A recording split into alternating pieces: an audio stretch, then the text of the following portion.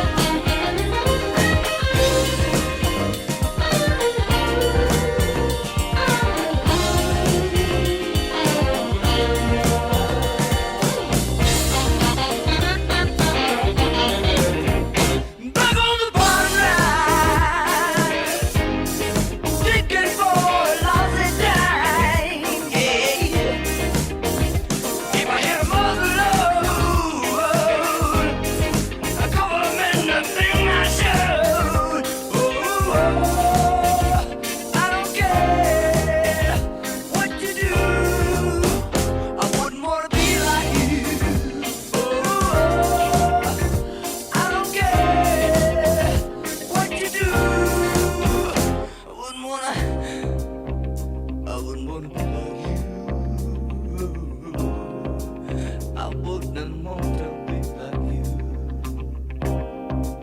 Yeah.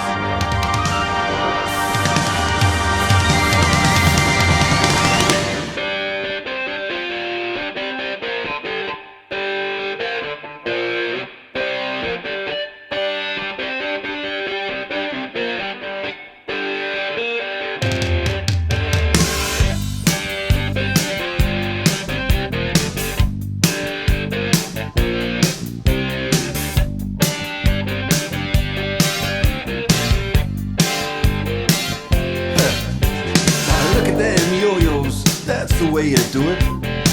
You play the guitar on the MTV. That ain't working. That's the way you do it. Money for nothing. It's about time. It's about time. Fire up them keyboards, ladies and gentlemen. Welcome to the RFC After Hours, episode number 172, the Thursday night edition, which is becoming a bit of a recurring theme here that we push the show over a day or whatever. Listen, guys, I gotta be honest with you. I gotta be real with you guys for a second here. Did my music cut off? There, I still want to listen to it. I gotta be real for a minute. This February has been a rough month. Not really rough, but it's been kind of a hassle lately to just find things to talk about. You know, January was this rush of constant topics, mostly on Onision and J-Station, but this February, it's like everybody fell asleep. It's like the January effect happened a month late. You know, everybody complains about January and nobody doing anything and people being all quiet and stuff and everybody taking a break because revenue's low or whatever. Well, February, I've certainly been feeling that. I don't know what the hell happened, but this fire, this momentum we've been feeling for like a month now has just not been here this February. Bowblax, how you doing, man? Hey, what's up? I said I was fired in the chat, but I feel like the keyboard took it away, guys. I'm still on After Hours, despite the numerous requests from the SFTP staff for me to be removed. We've reviewed over the files, and it seems like I've not. Well, listen. Here's the deal. Here's the deal here. I fired you initially because our new IQ standards for the channel have been implemented. And unfortunately, you kind of didn't, you kind of didn't fall in the requirements there. So I had to. Doesn't that mean you have to be kicked off your own show? Well, I'm getting there. I'm getting there. Do you have an exception because it's AugieRFC? No. Here's what happened, guys. This is why I'm all thrown off right now. Amongst a myriad of things. First off, my sleep schedule's off and stuff like that. But that's all whatever. And the real reason why I'm all thrown off right now is because I start the music. I'm ready to listen to some Rush. I'm ready to chill out, relax, see who's popping in the chat here. We're going to talk about some interesting stuff. Lieutenant Cobra, Keemstar, all that. It's going to be a fun show. And then I look over at my phone and I notice my phone's a little dead. I see it's 18%, so I'm like, okay, I better plug that thing in. Because, I like to have my phone handy, to do stuff kind of off screen, while I'm streaming or whatever. And it's also just handy to have, in case somebody needs to hit me up while I'm live, which has happened before. And I don't have my charger here. So I go to my other room real quick and I go to grab my charger. And then I remembered I had it in my backpack and I was out today. And then you spilled soda on the PC. No. This is worse than that. So, oh, shit. I went out earlier today because I did some work at my local mall or whatever, and I had my computer in my backpack with my computer charger and my phone charger, all of that in my backpack. And I'm just now realizing, as I'm starting the stream, that I left my shit there. So I'm like, oh, it's gonna be it's gonna be one of those days, isn't it now? Oh man, this is gonna be epic. This is gonna be so great. So now, as I'm starting the show, like, the music's already began. There's already people in there. It's not like I can just fire it off now. So I'm just like, God. And it's already, like, the place where it's at is probably closed at this point anyway. So I'm just like, So I'm going to have to wake up tomorrow, call them to see if they have it, which I'm assuming they will. If not, I'm mega fucked. But I'm hoping that's not going to happen. This is not the first time I've dropped my computer bag or whatever. So I'm hoping that that's not going to be the case. If it is, I'm going to be mega fucked, but hopefully that's not the case. Dude, they're going to log into your computer and delete all your videos, dude. Yeah, dude. No, I got a passcode. It's got Face ID, so they got to have, they got to, pry my skin off of my face and show it to the camera. No, dude, they just take one of your, ugly-ass selfies and put it in front of the fucking camera. You can't do that. It's like the phone, it's like on my iPhone, you got to put your thumb on there. And you can't just, even if somebody were to, cut my thumb off, they still can't use it, because, there's stuff inside the phone that recognizes if it's, I got, blood flow through it or whatever. I don't know how that works, but they can't get into it. But I'm it's probably in some sort of, they probably got it, but whatever. Anyway, I'm fucking pissed still because I just... Fuck, it's so stupid, right? It's like you go home, I need to charge my phone. Okay, alright, buddy. I'm not ready for this shit tonight. This is not how I wanted to start my evening. RIP? It's gonna be a long night. It's gonna be a long night. Yeah, it's gonna be one of those. Yeah, one of those days. But other than that, I guess I'm doing okay. I gotta do a little better job. Here's the deal. Tommy's got it overpowered on his setup because he's got a whole big news team that's just files everything, every potential topic you could talk about. It just sits there in a Discord chat. I don't have that, so wait, I gotta don't you literally have that Discord server you started for everyone to post? Yeah, but I think I'm gonna disband that, just because I don't really use it that much. No offense to the people that post in there, I do look in there, but a lot of the topics that are thrown in there are just it's not like I'm not dissing them, by the way. I'm just saying that a lot of the stuff that's thrown in there, it's just not, I guess, good video material. It's interesting stuff, but it's just not stuff that would work in a video or something. A lot of it's weirdly political too, which I don't do that on this channel, so I don't know. I might just disband it because I feel like I'm wasting people's time over there. They're doing all this stuff and I'm not really using it, so I might just disband it. Or maybe I'll tell everyone to go into Pescator's thing, because Pescator has something like that. He's got a tips and an article bin and stuff like that. But still though, like I said in the intro, January was this fast-paced month. Things are happening all the time, and then February comes and we started off big with that video I made on the channel and 7,000 subs or whatever, and now it's just kind of quieted down a bit. It's no, I'm not ready for that. Things can quiet down after VidCon, when college kicks up, when I'm busy and stuff like that. Right now, I've got a whole set of time to just grind away at this stuff, and things are already beginning to slow down. I'm no, we're not ready for that. I need stuff to happen right now. Fire it up. So, I don't know. I've got some Keemstar stuff, though, and we'll take a look at that. Shout out to everybody that did take a look at my vid, though. I do appreciate that. Let me see what that's up to right now. I expected that video that I put up yesterday to be a little controversial, and I guess it was a little bit. Let me see. Yeah, okay, let's look at the ratio. So I put up a video yesterday titled Keemstar is dumb, #StopJStation won't work. Let's see, 79% like ratio, 220 likes, 56 dislikes. So, we got a decent crowd of dislikes there, but it seems like a lot of people watched the video kind of understood my point, and they were kind of, seeing the bigger picture here, which I think that's what a lot of people are missing here with this Keemstar stuff. And we'll go into it in just a moment before the shilling and the intro and the super chats. But People are not looking at the bigger picture. Everybody on the internet looks at what's directly in front of them, but they don't take, just a few steps ahead. The internet is a constant, or it should be a constant game of 4D chess here. You should always be thinking about the next move, the bigger picture, the results of your actions, all that type of stuff. That's what you should be thinking about, not just on the internet, but in real life in general. But people are short-sighted.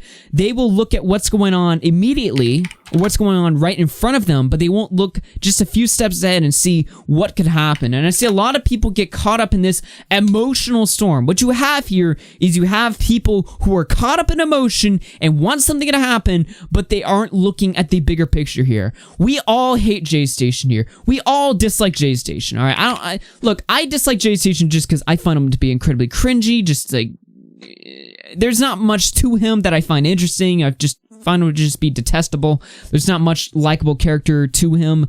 Some of his videos, I will admit, are kind of funny, in a, I guess, ironic type of way, but I just have no reason to like the guy. He's just whatever. I think a lot of people have much more fired up emotions against J-Station.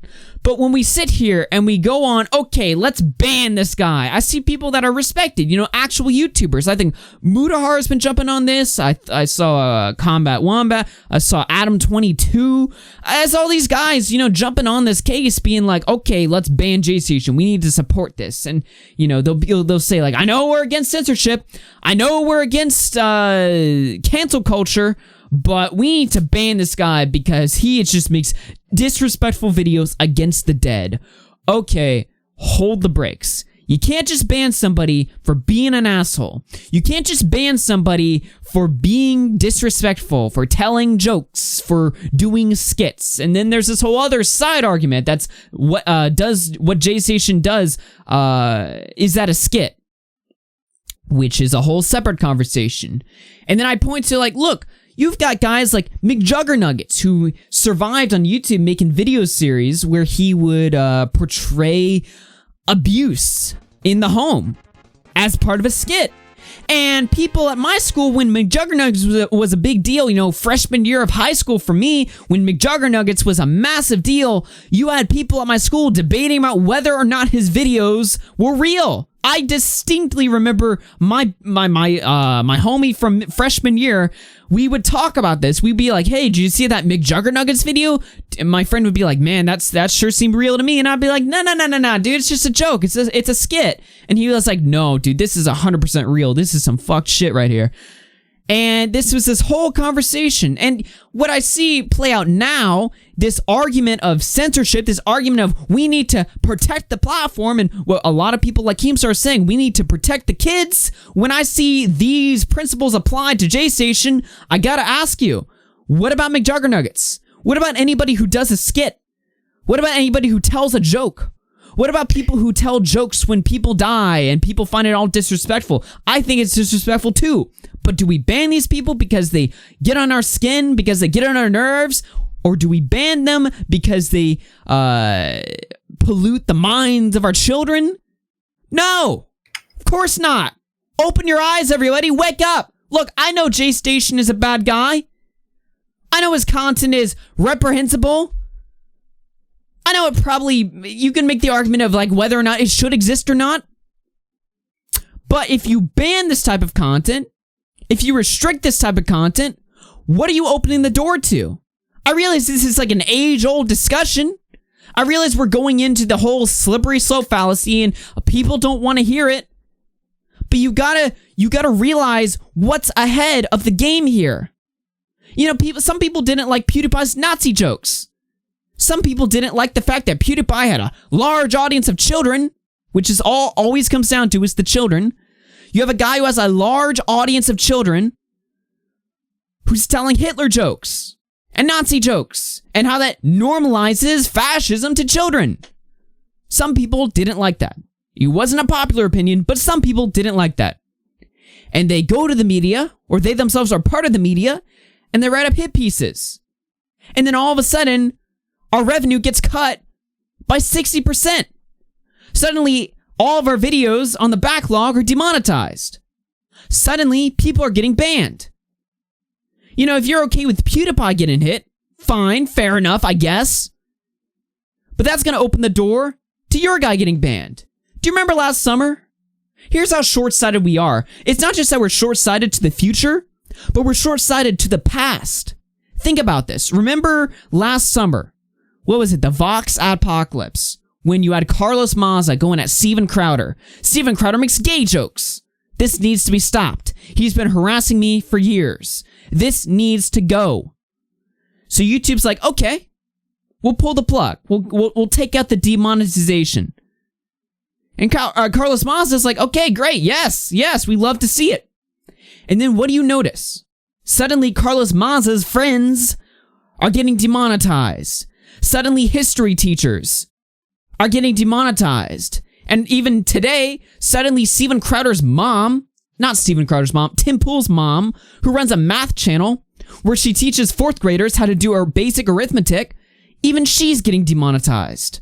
Now that leads more into COPA, that's more of a separate issue, but the principle remains the same, is when you open the door to regulation, things are going to accelerate at a rate that you might be comfortable with at first, but will quickly realize, wait a minute, I didn't ask for this. I just wanted J-Station to go. I wasn't expecting all of this to happen. Now wait a minute, slow down. Yeah, it doesn't slow down. That's not how the system works. So you all in the chat need to sit here and relax. Calm down. There are arguments to be made here on to whether or not J-Station should be banned or not. Did you know that J-Station had an original channel? It wasn't called I'm J-Station. It was called just J-Station, where he would upload similar content that had him trespassing onto, I believe, private property. And because of this, media articles were written on him, and YouTube suspended monetization from his channel. And what he did to circumvent this was to make a new channel called I'm J-Station, to bypass the demonetization of his first channel. And when he did this, he also took all of his old videos on his channel, except for the ones that got striked. He put them on the new channel, re-uploaded the same content, and monetized them. Now, technically, you could look at this as ban evasion. Even though he wasn't banned, he was still banned from the monetization platform. You could also look at this as duplication of content. He's re-uploading the same content twice and monetizing it twice. First on his old channel, and secondly on his new channel that has new monetization. And the whole, the reason why he got demonetized in the first place, because he was trespassing onto private grounds on a YouTube video. That alone, you could make arguments as to how this guy could be kicked off of YouTube. That's fair enough. But that's not what Keemstar presented. That's not what any of these people presented. They said, we gotta do this because we gotta protect the kids. And it's funny how quickly this argument falls when it's not Nerd City behind the microphone. You know what I mean? Like, Nerd City has fantastic optics. When Nerd City says a point, people listen. He's got flashy visuals, he's got a good point, and people believe it. Now, I've got an issue with Nerd City, as has been well documented. But the same issue I have with Nerd, I also apply to Keemstar. And to anybody else who says we need to protect the kids. From what? From what? Protect them from what? What imminent danger is going to come to your children because of J-Station? You want to spend $50K on Facebook ads to warn parents? Okay, fine. You want to rile up the entire commentary community to do videos on J-Station? Okay, fine. You want to make your own exposed videos to expose J-Station? Okay, fine. Are you J-Station's girlfriend? You want to file a police report because you claim you were abused? Okay, fine. You want to flag J-Station's channel down because you think it's disrespectful or against TOS violations? Okay, fine.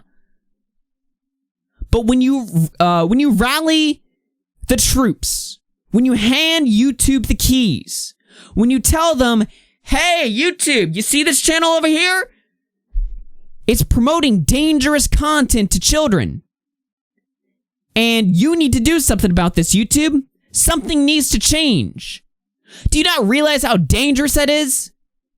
1 year ago, we had a guy by the name of Matt's What It Is. Do you guys remember him? Put a 1 in the chat if you remember him. Matt's What It Is. What did this guy do? This guy presented an issue. He presented a case. And that case is that the YouTube algorithm promotes content that's similar to the content you last watched. If you watch political content, you're going to get political content. If you watch kids content, you're going to get kids content. Hopefully, unless it's ElsaGate. If you watch commentary videos, you're going to get more commentary videos. If you watch live streams, you're going to get more live streams. If you watch gaming, you're going to get more gaming. That's how it works. What's the issue here? Well, there's a group of pedophiles on YouTube that look at content of little children. Some of this content is provocative. Some of this content is innocent. It's just kids jumping on a trampoline. You didn't jump on a trampoline when you were a kid? That happened all the time. And these parents would take these videos of their kids having a fun time, jumping on the trampoline. Yeah. And they post it to YouTube. Look at my kid. He's so happy. And these pedophiles would find these videos and they would timestamp sexually suggestive moments in the video. Whatever that may be. And this Matt's What It Is guy, he found these comments. He found these videos. He noticed the trend going on here of all these pedophiles timestamping provocative moments in the video, whether the video was provocative itself or not, whether it was completely innocent or not. And he said, hey, YouTube, you are funneling a system of pedophiles. You're promoting pedophilic content to children. To pedophiles, sorry. He made this whole giant case, this whole giant argument. And then he took it a little step too far. And he said the advertisers need to withdraw ads from YouTube. Now let me ask you, chat, how does pulling the ads away from YouTube protect children from pedophiles on the internet? Well, we did a little digging. We did a little deep dive analysis. We did some investigation behind the scenes. We found out this Matt's What It Is guy, bit of a shady character himself. He was a failed YouTuber. He did weird skits that were awkward and not funny, and his content never latched on, and he was talentless. Nobody watched. And he was fed up with the platform. He was sick and tired of uploading content and not getting any clicks. He was a failed YouTuber. So he said, before I go out, I'm going to go out with a bang. I'm going to ruin this for everyone. I'm going to take away all your ads under the mask of protecting the kids. And you know who was one of the first people to call this out? One of the hardest people to call this out? Keemstar. Keemstar was there. Keemstar was there on the streams, calling this shit out. You're ruining it for the rest of us. You don't care about the kids. You're not here to protect the kids. That's what you pretend to do. But in reality, you're not here to protect the kids. You're here to cause a shitstorm for the rest of us. You're here to take our money. You're here to sully the platform. As one final FU to the place that wouldn't give him any sort of attention, that wouldn't give him any sort of clicks, that wouldn't give him that career he so desperately wanted. Now, fast forward 1 year from now. Where do we find ourselves? Where are we 1 year from now? Almost exactly. Matter of fact, exactly. This all happened early February of last year. We're now 1 year ahead. 12 months later. Where are all of us at? We have Keemstar, the #1 source of news. Big man drama alert himself, calling for the suspension of J-Station to protect the kids. That's all this is about publicly to him. Let me let you in on a little secret here. Keemstar does not care about the kids. Keemstar is not here to protect your children because your children are not in danger. Your children are in as much danger now as they were 1 year ago when ElsaGate went off. 2 years ago when pedophiles were timestamping your content. There is always a little bit of danger going on. But I'll tell you the truth here. There's no danger at all. Because what parents should be doing is they should be monitoring what their kids are both consuming and producing. When I was younger, my parents watched every video I put out before I posted it. The comment section, disabled. When I opened a Twitter account, they read every tweet that I posted before I sent it out. Everybody points to this and they're like, helicopter parenting, Nazi parenting. All right. Okay. Fair enough. Okay, you think that's a little too harsh? Then don't come crying to me when your kid is making videos calling Kobe Bryant at 3 in the morning to pull in clicks. Because if you're not going to raise your kid, you're going to throw them an iPad, let that raise them for them. You're going to give them an iPad and be like, that's your parent. I'm not your parent. I'm the maid. Here's the iPad. That's the parent right here. Just throw them an iPad. Watch whatever you want. Don't come crying to YouTube when your kid's posting 3 a.m. videos, contacting dead people with their Ouija boards. Because you allowed this to happen. It's not YouTube funneling content to your children. This is not J-Station manipulating your children. This is you. This is your fault. This is what is the result of parents that just throw their kids iPads and just let them have at it. Dude, you want to know how rough it was? When I first started watching YouTube videos when I was really young, I was only allowed to watch 3 videos a day. 3 videos a day that were 10 minutes long. 30 minutes a day on YouTube. And you know those 30 minutes were pre-approved content. Special playlists that my parents set up where they knew exactly what was going to play next. Dude, I'm talking about 2012, 2013. Before this whole YouTube algorithm crisis was even a widespread issue. Before there was even an ElsaGate and all this type of stuff. This is 2012. My parents were smart enough to know YouTube's a dangerous place if you just let a child roam free. Sheltered? Maybe it was sheltered. Maybe more people should be sheltered. Because if they're not, then everybody else wants to come for my pockets. Call it selfish. But this is a real issue here, as we see it play out time and time again. Every year, people are like, we gotta save the kids, guys. We gotta save the kids. Fuck the kids. You save the kids, parents. But don't come coming to me, taking my paycheck, because of J-Station. And don't think that taking J-Station off the platform is the easy way out. There's no easy way out. This is not a simple solution. Every time there's a crisis, every time there's a strategy, everybody wants to look for the easy solution. Everybody wants to find the easy target. Who's responsible? Who is the cause? It's not that simple. Stop looking at it so binary, so black and white. Oh, we take out J-Station, problem solved. We take out Onision even. Yeah, I'm going there. I'm going there. You cannot just delete people off the internet and assume everything's going to be smooth sailing from there. Perhaps, maybe J-Station gets taken off the platform and everything's smooth. There's no adpocalypse. Nobody gets kicked off the platform. Ad rates aren't affected. CPMs aren't touched. Everything is fine. Everything moves on exactly how it was before J-Station. Perhaps that could be the case. Or perhaps it could be the exact opposite. I'm not here to find out which will happen. I'm not here to roll that set of dice. That's not what I'm interested in doing right now. That's not what I want to see happen. I don't want to play my chances right now.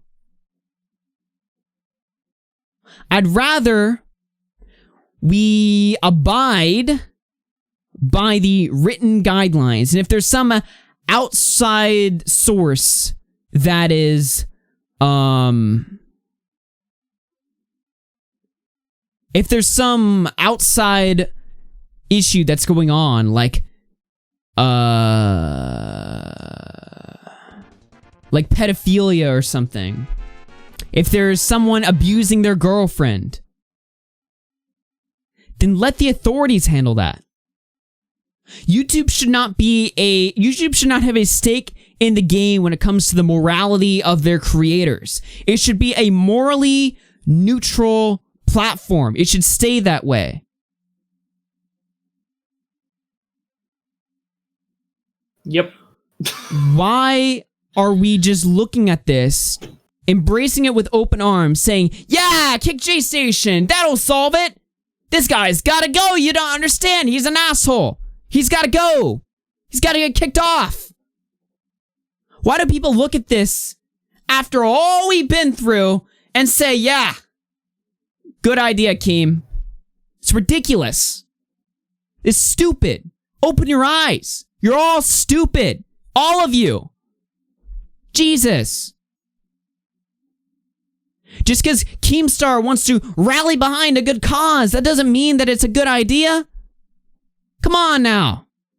Use some common sense here. Or maybe you're for it. Maybe you're okay with deplatforming. Okay, fine. Don't come crying to me when it happens to you. When YouTube decides that your squirrel videos are taken off the platform because they're too dangerous to kids. Or when YouTube decides that your Pokemon card unboxing videos are too dangerous. Or when any sort of skit or any sort of comedy or any sort of joke is decided that it's too harmful to children. Maybe you're okay with all that. But if you're not, you got some principles, you got some spine on you, you got some balls, then open your eyes for a minute and realize that what you're accepting, what you're allowing, literally handing them the keys. Come on now, wait a minute. Relax. Slow down. I don't know. That's what I gotta say. You guys need to chill, alright? I agree. How you doing, man? Pretty good, dude. Dude, my only input during that whole thing was yup. Oh my I was just like, I'm just God. gonna let you go off. That's a good clip right there. I don't want to. None of that was prepared content, by the way. I just fucking felt like it. I gotta say it to you guys. Like, I feel like I'm just sitting here by myself. You know, it's like I'm surrounded by idiots. Come on, guys, chill. Listen, we're all in this together. Whether you guys like it or not, we're in it together. We're in it for the long haul. The hypocrisy between what Keem is saying now with hashtag Stop JStation and what he said a year ago with Matt's What It Is. He made a whole video exposing Matt's What It Is. It's insane, dude. Do you want to watch that video? I can't believe it's only been a year. I want to find that video. Yeah, we could watch it. I want to find that right now. Yeah, I'll get it. Let me see. Yeah, go get that video. Listen, RFC After Hours, episode number 172. If you like that, like what you see here, give that shit a like and subscribe. Support the stream at streamlabs.com/AugieRFC. Super chat and stickers are open as well. Buy yourself an RFC mug at teesprings.com/AugieRFC. Catch this clip on youtube.com/redfoxcoms, and yeah, that's your shilling for the day. Yeah, it was. This was uploaded less than a year ago. It was uploaded on the 19th of February 2019, so we're almost on the 1 year anniversary. In under a year, Keem makes 2 videos that completely contradict themselves. I want to play that video, and I want to see if there's something interesting to look back in retrospective. Let me get through these super chats first, because there's quite a few. Augie for President 2020? Hell yeah, tipster. All right, let me read these. As long as I'm vice president. VP, hell yeah. Let's do it. Dude, I can fucking fix up America. Hell yeah. Dude, I got some great policies in mind right now. Oh god. all right. Stefan tossing 10. This Sergeant Snake needs to come back when he no longer looks like Planner's new mascot because of his drama taking over my feed. I miss Broski's new video being announced. Yeah, guys, if you don't know, Broski, I don't know if he's in the chat right now, but he's been doing a series on the wrestling community on YouTube. I still need to check out both his videos. He put out episode 2 today, so if you're in the mood, I'm hearing the reviews from non-wrestling people. They're liking it too. So I gotta take a look at that. Broski doing edited content on his channel. Mike the Bike 2002 says, I recommend you listen to Jealous by Chromeo. Alright, I'll keep that in my notes, buddy. Stefan 2002 says, also, yo, Augie. Yo. Leon the Shark 2002 says, how do you only have one charger? Well, because here's the thing about iPhone chargers, alright? You got your iPhone charger. Everyone in your house has an iPhone, and everybody has their respective charger, and 1 week later, suddenly you're down to two chargers in the entire house. Does any of you guys notice this? Like, if you live with your family, and you all have the same phone, which runs the same cord, suddenly, like, after, like, a week, you only have 2 chargers left. Like, everybody's lost theirs, you've got yours, everybody's lost theirs, and now they need to use yours. Shadow Humor Tossin 2 says, you're fucked. Abyssal Walker Rat Tossin 20. Thank you for that. Here's some money, Texas boy. I appreciate that, my man. Chromia Cheetah Tossin 10 says, that's so weird, J-Station man, to pull that off. Darkside Phil got his Google account and by extension his AdSense account borked because he asked his viewers to click on ads, violating TOS. There's a lot of easy ways. You'd be surprised how easy it is to get kicked off if you're acting like a retard. I think if you comment too much on your video, you are actually liable to get suspended off YouTube. So you gotta be really careful on YouTube. Chromia Cheetah Tossin 5 says, I would have thought by having his channel suspended / banned, the same would apply to J-Station. You would think so. And I think that's there's more of a solid argument to get this guy kicked off for violating TOS than there is to the protect the kids argument. Give me a break. Mike the Bike says, Tossin 2 says, that was a solid rant. Best clip that in my opinion. I sure will. Tipster Tossin 5 says, that was one hell of a speech at Augie, or hashtag AugieRFC for President 2020. Lenny the Shark Tossin 2 says, AugieRFC, I will be voting for AugieRFC. XBiggy Tossin 2 says, I feel your pain with the phone charger thing. At least somebody knows. At least somebody knows. Let me refresh Streamlabs, see if there's anything popping over there. It looks like we're all caught up. Okay, good to go. Alright, ladies and gentlemen, if you want to support the show, super chats are open, Streamlabs as well. I want to take a look at this video right here, which was not planned on the docket, but I want to see if we can find a little bit of good old inconsistencies here in Big Man Keemstar. So let me switch views here. Why is my screen black? There we go. Alright. And I want to paste this right now. By the way, this website, well, yeah, we'll take a look at this in just a moment. But I want to paste this right here. Parents must see. Click here, parents. Oh my god. Alright, first off, put this shit on dark mode for real. There we go. Okay, terms of service. Okay, membership. Okay, got it, YouTube. Alright, let's play this.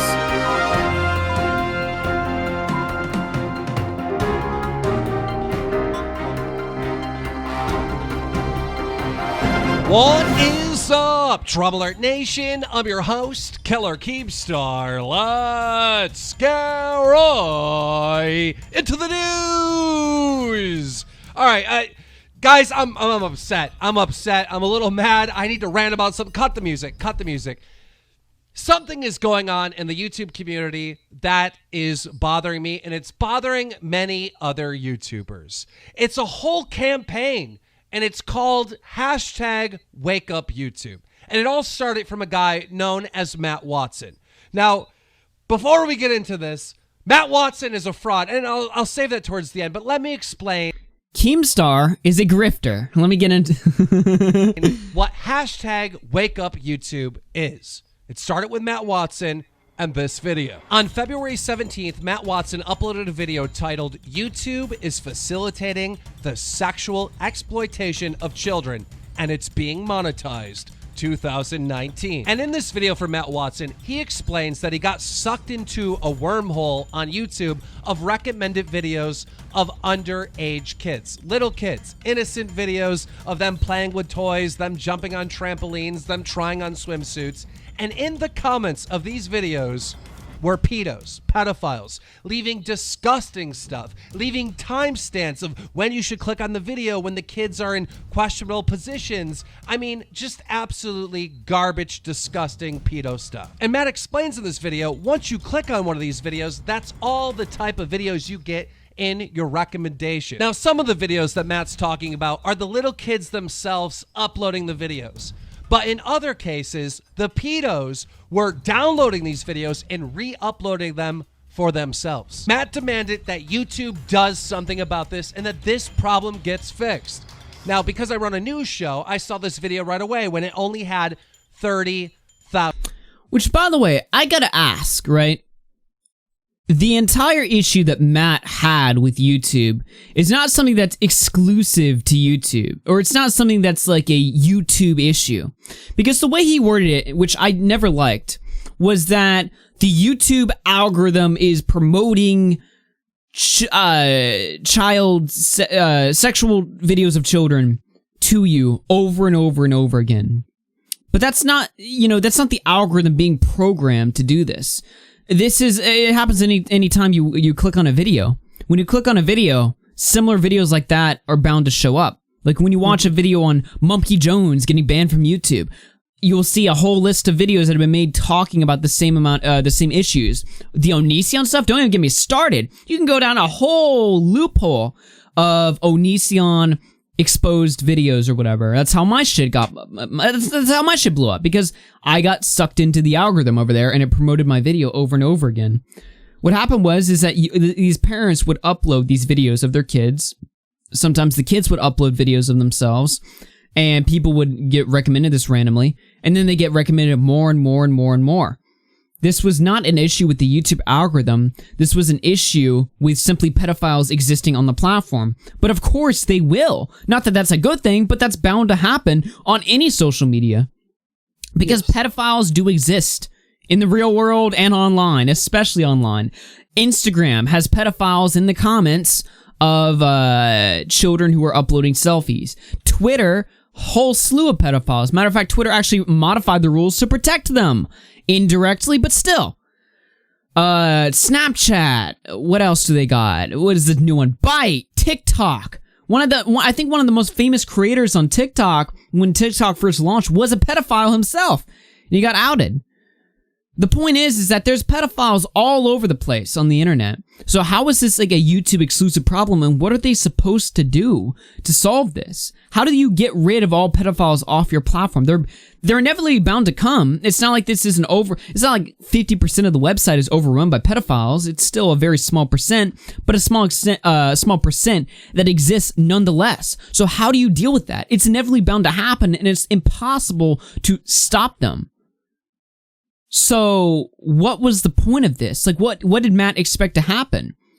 For them to remove comments from children's videos? Well, that's not going to solve it. First off, there's still going to be videos that are uploaded with an active comment section. There's going to be pedophiles that find this. There's still going to be pedophiles that download these videos and re-upload them. So what's going to happen? How do we solve this? It's almost in a way like a non-issue and an issue that's impossible to solve at the same time.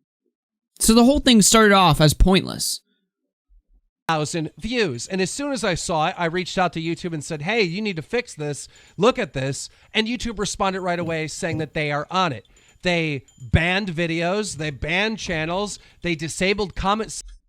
Lovely in the chat says, well, shouldn't they at least get rid of confirmed ones? If they're confirmed pedophiles, where you can match the internet username with a real person who is convicted on the child sex registry, then yeah, I say ban them. But how do you do that? How do you prove that? How do you enforce, like, okay, new rule on YouTube, no pedophiles are allowed to own an account. How do you enforce that? It's like the holding up a sign and expecting everybody to read the sign and just follow along. It's like pedophiles are not going to read that in the TOS and just be like, okay, I'm a pedophile, so I'm not going to use YouTube. It's not going to work. And if there were theoretically a system for pedophiles to be banned on YouTube, don't you think there'd be cases of YouTube accidentally tagging an account as a pedophile and banning it? Not only would that be bad because their account got unfairly terminated, but then they're also branded as a pedophile by a multimedia company. Like, The only way you can possibly get through, and this is what Diva's posted in the chat, is YouTube would need to ask for social security, which I could not be more firmly against than ever. God, no. I would let me clarify something here. I do not even want to think of a world existing where I have to show YouTube ID to use the website. That's what's going to happen. It's inevitably going to happen in a matter of time. In a decade, we're going to have to show YouTube our ID to use the platform. But I am so firmly against that. Taking away internet anonymity is a terrible idea. That should be something that's valued and protected. The right to be completely anonymous. Obviously, I'm not. I show my face. Everybody knows my name. People know where I live. So I've already voided my privacy, basically. But I do not wish for everybody to suddenly be forced to show ID to use the platform, because that'd just be a terrible idea. Nick says, I'd rather have career criminals on the website than hand this website my social... Yeah, exactly. I mean, it's the only way you're going to legitimately, I guess, try to get rid of pedophiles, but it's also a terrible idea in and of itself, so I do not know. I do not want that to happen. Sections on some of the videos that were just innocent kids uploading content. YouTube was very proactive with fixing this. So case closed, right? Good job, YouTube. Good job, Matt. Thank you for making the video. No, it didn't end there. Because after this video went viral, Matt started streaming live on his channel. As you can see, the original video was uploaded 2 days ago, and since then, he's done 5 live streams. Now, what's happening on these live streams from Matt Watson is very concerning to me and very concerning to many other YouTubers. Matt Watson keeps saying on these live streams that YouTube is not fixing the problem, that YouTube is doing nothing, which is false. YouTube is fixing. I would like to make a parallel here. I would like to make a parallel here. Shoot. So basically, what Keemstar just said is he's saying that YouTube's looking into the Matt Watson situation and what he's bringing to the table. And Matt Watson is just continuing to upload videos saying that YouTube's not doing anything. With the J-Station thing, YouTube looked into J-Station and punished him for uploading the dead girlfriend videos by demonetizing his whole channel. This has been proven in Alexia's video. And as a result, he deleted those videos so he could re-enable monetization. So YouTube is actively looking into J-Station and punishing him accordingly. What Keemstar is doing is saying, oh, YouTube's doing nothing. YouTube's doing nothing. Let's start a movement to ban J-Station. Isn't that the same thing he's accusing Matt of doing here? Ignoring that YouTube is improving the situation and continuing to cry, YouTube, do something. Yeah. There's an exact parallel. There's a stunning amount of parallels here. I think I tweeted this when this first broke down. Because this is not some, like, with a lot of times with drama and stuff, especially as my channel is growing, I'm gaining subscribers, and I'm building some sort of online reputation, I gotta look at things and think for a moment what my real stance is, because typically my initial stance on something is not what my more grounded, well thought out stance is after a few days of thinking. Same. When this story broke out, the Stop J-Station hashtag from Keemstar, God, I instantly knew this was going to be a terrible idea, and this is literally going to be Mass What It Is 2.0, except instead of some random guy you've never heard of promoting it, it's Keemstar, a guy who can actually get shit done, which normally is a good thing in cases like putting I'm Alex responsible for what he did to Slazo. Not in this case, where Keemstar can actually legitimately probably get people banned off the platform if he pushes hard enough. He's got connections. Remember, this guy was banned from YouTube for selling scam memberships to his MCN to children. See, I can play the kids argument too. He got banned from YouTube whips up a new account, says my company runs Drama Alert, I don't own Drama Alert, he can survive on the platform. Is it really unreasonable to assume that this guy's got some sort of connections? When Medicare got banned, even Kraut, when Kraut got banned, Keemstar was able to get their channels reestablished. He knows people. His Twitter account was suspended like 2 times in the last 2 years. He got that shit back up real quick. He's got some lines. He knows. So that's why this is a big deal. Saying on these live streams to his newfound fandom that they need to spam advertisers, telling advertisers not to advertise on YouTube because their advertisements are next to a kid's video and there's pedos in the comment section. Now, when I heard this on Matt's live stream, I'm like, what are you doing? And this guy's trying to start the next adpocalypse. If advertisers... Let me show you guys something.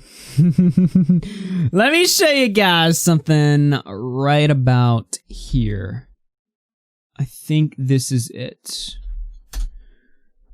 Ho! Somebody says on Twitter, let me just blow this up for a minute.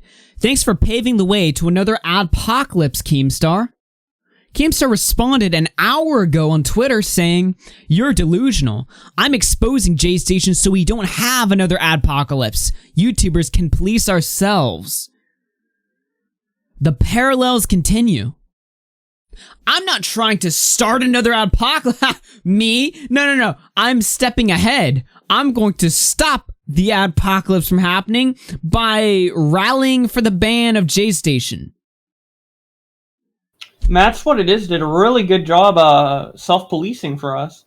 Yeah, Matt's What It Is was certainly self-policing, and he saved us. Yeah.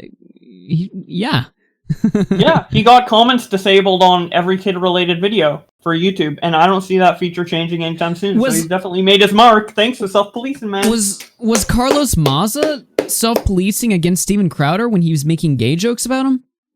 Yeah. Because as I recall, dude, I'm telling you guys right now. Now, my channel's small, so I don't know if this has any weight to what I'm about to say. But when Carlos Maza and Steven Crowder went at it, all my stuff started going yellow. This January, something changed my channel. Suddenly, everything I've had like 2 videos demonetized this year. That was not like that in 2019. Ever since 2020 began, things have been going green. But before, when Carlos Maza and Crowder went at it, things were yellow. So yeah, self-police, yeah, please keep self-policing, game. Oh, I love to see it. Love to see it. Fuzo Tossin 2 says, gotta sleep for work, but wanted to say, hey, nerds. Hey, what's up, Fuzo? Fellow streamer. Yeah, you've missed a hell of a show so far. Let's keep going. Leave YouTube. This isn't going to stop the pedos in the comments section. This is just going to hurt the livelihood of YouTubers big and small. So as I'm watching more kind of like how Matt Stop Watson- J-Station isn't going to stop J-Station from uploading videos and monetizing it. Oh, we got to stop the show, guys. We got to end the stream right here. Zero the Hero just put in the chat, Augie seriously saying, I don't care if kids get touched if it fucks with my money. Parents, it's not YouTube's fault. Kids got molested, it's your fault. I almost feel like you know what? I think, yeah. Dude, watching J-Station gets kids automatically molested, dude. Talk about somebody who really missed the point. I'm gonna ban you because I know you came in last stream, you were high off your ass. You were typing stuff in the chat and I would respond to you and you would be like, how does Augie see my messages? What? It's called a live chat. When you type, I can see it. Everybody else can see it too. I can see Jada, I can see Toastify, I can see Tika, I see Tommy, I see all you people in the chat.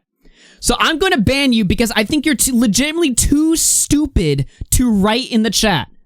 I'm not even going to ban you because you said I'm okay with kids getting molested. I'm okay with you saying that if that's what you really think. I'm banning you because you're literally too retarded to participate in the chat. So consider me doing you a favor. Have a nice day.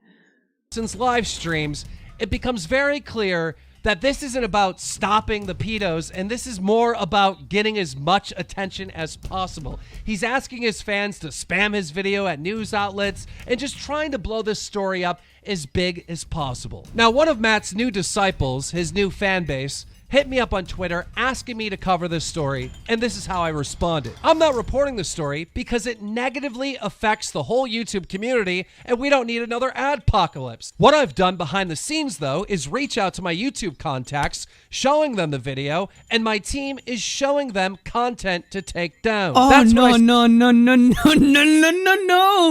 Oh, no. Keem. You're not reporting the story because it negatively affects the whole YouTube community? We don't need another adpocalypse? Are you guys seeing this shit? You guys seeing this right here?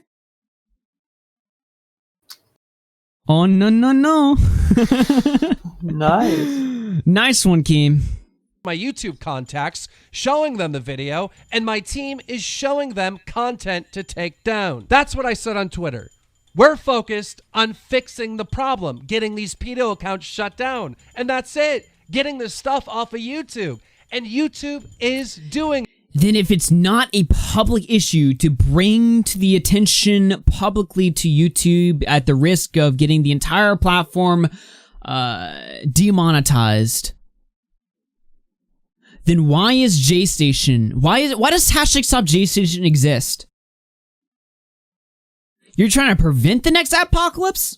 What? That doesn't make any sense. How does that work logically? Am I lost here? I guess, like, the argument is that, like, if JStation continues uploading his content, the authorities are gonna pick up on it and add a regulation or something. But if we're calling for the ban of JStation, then aren't we calling for regulation to come on him in some sort of way, either that be through YouTube or a government anyway? Aren't we just speeding that up? I don't know. When did people start getting, here's what I want to know. When did people start getting so comfortable with government regulations on YouTube? Like, when did that become like a cool thing to advocate for? I feel like if you would have like talked about this in like 2016, when things were starting to go to shit, you'd be like, we need more government regulations. People would be like, yeah, right, retard, fuck that shit. When did that become a cool thing now? Was it Nerd City? Yeah, Nerd City. Yeah, me and Tommy just realized at the same moment. Or maybe he knew. Yeah, exactly.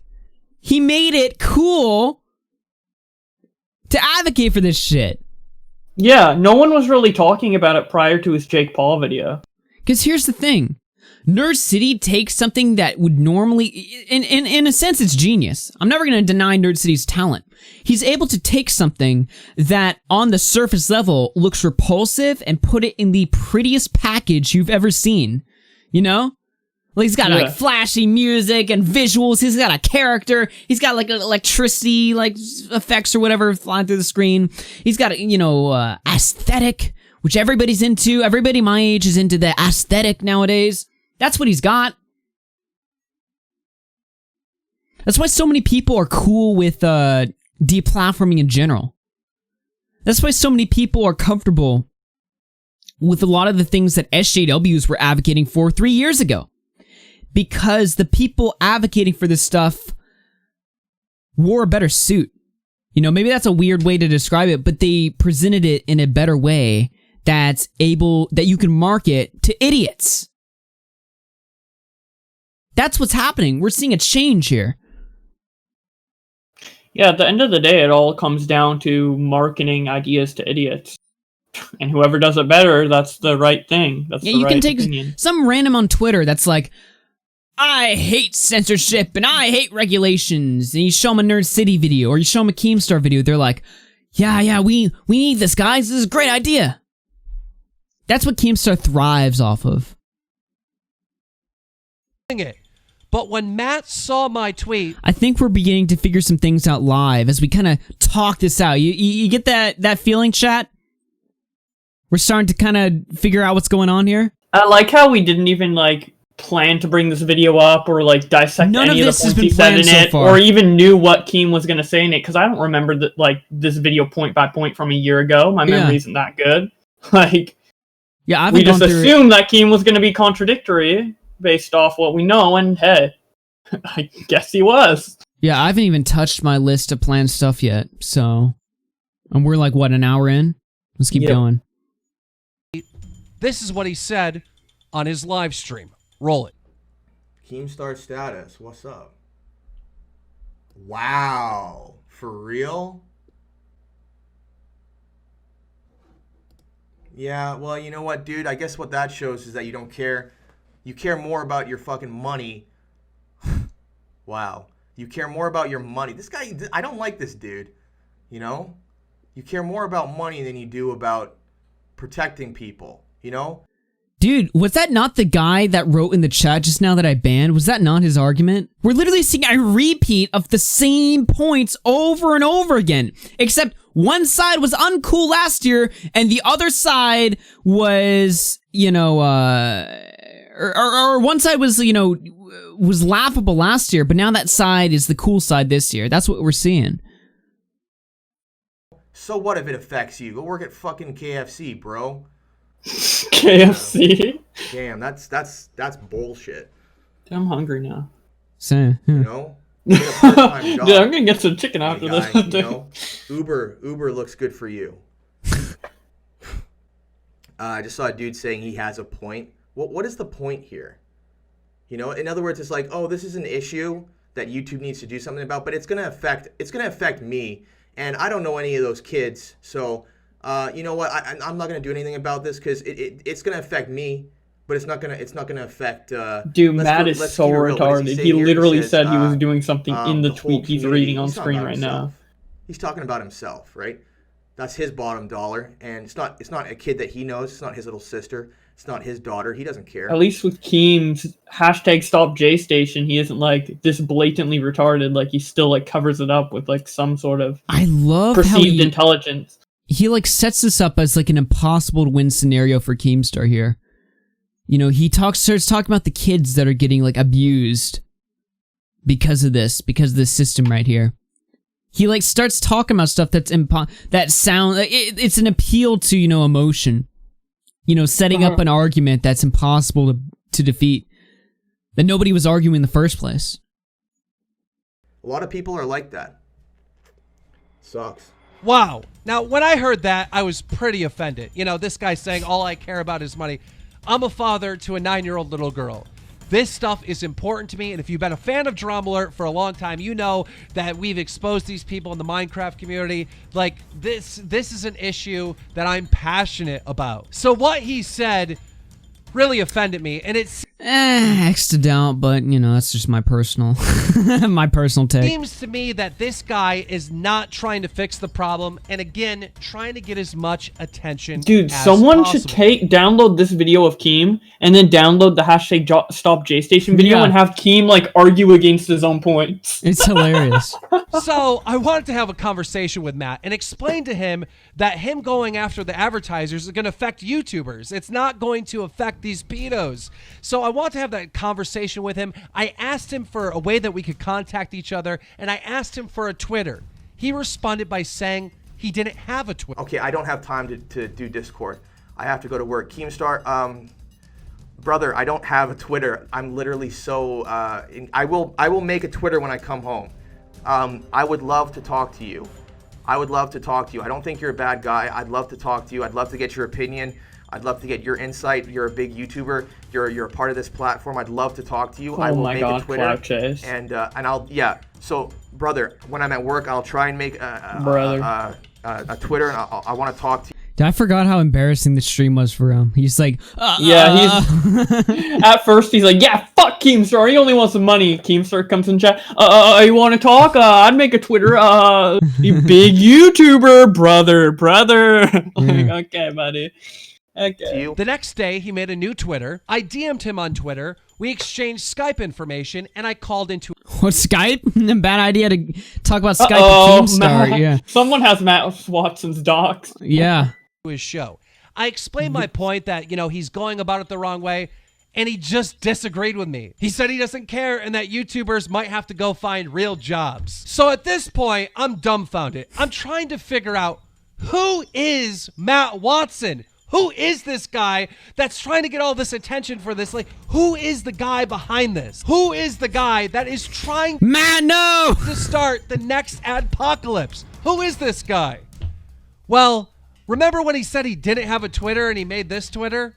He had a Twitter, and that Twitter was called It's Your Boy Matt with 3 followers and 5 tweets. And on this Twitter, there was some very, very creepy stuff. But it also linked to a YouTube channel. And that's when we found Matt's original YouTube channel. Not the one where he uploaded this video, his original YouTube channel. The channel's called Totally Uncreative, and well, the few videos that are up there are very, very creepy. The About section on his YouTube channel, very, very creepy. So I'm asking myself, why did this guy lie to me about not having a Twitter account? Like what is he trying to hide? And that's when I saw this video on his YouTube channel titled, The Cam Girl Ruined My Life, Huge Warning. Now on this video from Matt, I forgot that everybody in the chat right now wasn't around for this time, so I'm just going to let the video keep playing. at about 2 minutes and 19 seconds, there's a schoolgirl walking down the side of the street, and Matt pulls up to her in a car, honking the horn, asking her if she wants to do an adult film with him. Shocking stuff. Roll it. Lady to participate in my adult video. Good luck. Are you starting to see why this guy was a failed YouTuber? Anybody?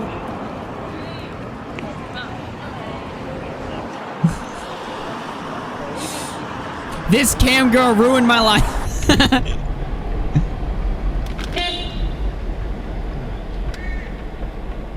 Hi. Are you interested in shooting an adult video? Why? Listen. I know we're on the topic of Keemstar and censorship and all that. We're taking like a little bit of a divergence here. Why? How old's that girl, Matt? Oh, sorry. I'm sounding like Lieutenant Cobra right now. Interested in shooting an adult video? Wow, absolutely disgusting. Now, many other YouTubers and my team, we found even more stuff on this Matt Watson guy. And let me tell you, I can't even show it on YouTube. Some of it is too explicit. But I just find it very ironic. Too explicit for YouTube? That the guy on this crusade, the guy trying to start the next adpocalypse too, the guy that is sitting there saying we need to protect the kids on YouTube, has his own YouTube videos where he's asking a girl walking down the street to be an adult film. In my opinion, this guy is a complete fraud, and this is not about making YouTube safe. This is not about YouTube's doing nothing, because YouTube is doing something. This is about Matt Watson trying to get as much internet attention as possible and try. What does that remind you of? Now, that old Matt stuff was like a divergence. I just played that because the chat liked it. It was funny. But Yeah. what does this remind you of? This he doesn't care about the kids. He just wants attention. Hashtag wake up Keemstar. Yeah. Hell yeah, dude. It's just so like blatantly hypocritical. Like when I first, I remembered this video. So when I first saw the J Station video from Keem, I was like, really? Wait, what? Is this real? Because like he made this video. He literally like point for point critiqued his own movement that he's doing right now a year ago. You want to see me do my best Bowblax impression right now? Let's do some Twitter verses over here. This conversation said. Oh yeah, this Oh, conversation boy. is So juicy. Keemstar went full retard last night, going at iNabber, going at Repsion. Okay, fair enough. But he said the. Let me see here. You are so incredibly unfunny, it's embarrassing. Every video you milk on Onision forces me to side with Onision due to how shit you are at being informative or entertaining. And then Nix points out, J-Station bad, but Onision good. Got it. Keem says, Nick, you're so mad, it's hilarious. Nick says, Keem, Twitter interview. What's a bigger danger to children? Bad skits from J-Station or Onision bringing a child into his home and fucking this person as soon as they are 18? What's the bigger danger to children? And then Keem and Kavas disagrees with Nick calling it a skit. Then Keem says, Kava says, Nick is mad because that same kid that trolled Just Destiny trolled Nick and Tommy recently, and I laughed at them for getting triggered. Then Tommy went as far as calling the kid a pedo. Nick is just mad right now, not using his brain at all. Let him go tinfoil, it's funny. Now, what's funny about this conversation right here is that while Keemstar was having this, Lieutenant Cobra apparently made a video on Tommy that he pre-screened with Keemstar while they're having this conversation. Really makes you think. Nick said, or you could simply answer my question instead of hiding behind a monitor like you did with Aiden and Turkey Tom. Keem says, please send me all your questions on Xbox Live. Nick says, I'll send them over Skype, but try and rip successful YouTubers' IP addresses to dox with them. Then Keem shows this. Watch at 440 and understand how dumb you really are. What is he playing right here? He shows a Tommy C News video. His address right here, if you had it. And I do want to put out, like, simply by having Boogie's address is not an act of doxing in itself. Having Boogie's address and spreading around for malicious reason, I think that qualifies as doxing, and that's usually what's listed when they have laws against doxing. Not all states in the United States have laws against doxing. So, if you had that, let's. I'm not saying that Sam and Toki are journalists, but if you have the address and you use it in a journalistic manner, like Boogie said, I was swatted in December, okay? And you... All right, let me cut that there. Let me explain this in case you're lost. Some some people on Reddit grabbed Boogie's address to prove, I guess, they grabbed it to prove whether or not Boogie was actually swatted, because Boogie claimed he was swatted, and they wanted to have his address to look up the police report or whatever. And Tommy's explaining that them simply having the address and not publishing it is not an act of doxing. The thing that makes a dox is the intention you have behind it. So if you just grab if you're doing research and you grab somebody's address, that's fine. If you post it maliciously to fuck them over, yeah, that's where you draw the line. I've grabbed addresses, or at least I've only grabbed like one address before, but it was like the Alexia Morano case or something with J-Station. I grabbed it just to see if there was any sort of warrant or whatever. I never released it. So, yeah. Now, Keemstar's sitting here saying that because he does the same thing, because he grabs addresses for research or whatever, that's fine. And of course, when they're talking about Destiny and the fact that Keem grabbed Destiny's address, Keem's saying, oh, by Tommy's logic, what I did was fine. And I point out, like, no, you didn't just grab the address to look up whether or not Destiny was a pedophile. You had malicious intent there. I doxed Destiny. Doxing is bad if someone has the intent to harass. Yeah, but you said you had the intent to harass Just Destiny, so wouldn't that make your dox illegal? I said that I wanted to harass him, but... That's the same as that means intent, Gene. Now, Chad, how do you think you wanted to harass him? Keemstar was A-OK with smearing Destiny as a pedophile, based on no information other than the fact that Destiny had used children in his thumbnails. So... it brings another question too. It's like, okay, if Keemstar's fine with getting getting a J-Station banned because J-Station is a danger to children, well, Keemstar's a danger to other YouTubers because he's willing to smear them as pedos. So should he get kicked off? I don't think so. But if we want to start playing this game of, well, it's okay to deplatform this guy because this guy's an asshole, look who's talking. Look who's talking. I'll play Nick's video, then we'll pull Tommy in. Where's Nick's one? I think it's under here. I tend to press X to doubt on people. Yeah, I mean, at the end of the day, the guy that I talked to on Drama Alert, Just Destiny, the YouTuber, he just does not sound 35 years old. He really does not. He sounds like a kid. People told me he was 21, 22. Yeah. So it's hard to match that voice with that face, but fuck, I guess anything's possible, right?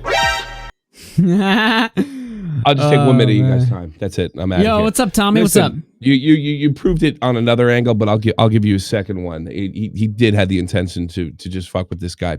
Here's another thing. Everything I said in that video that Keemstar put out is 100% true. But here's the thing. Here's why it doesn't apply to him. He did this on the basis of thumbnails. He has zero probable cause. And as he admitted in Bowblax nailed him so many months ago, almost a year ago, he said that he had intention to harass. So there you go. It's not that he just had the address. He had the address with the intention to harass, and his only real defense is, I'm going to, I'm gonna smoke out a pedo, and he's gonna smoke out a pedo based on thumbnails.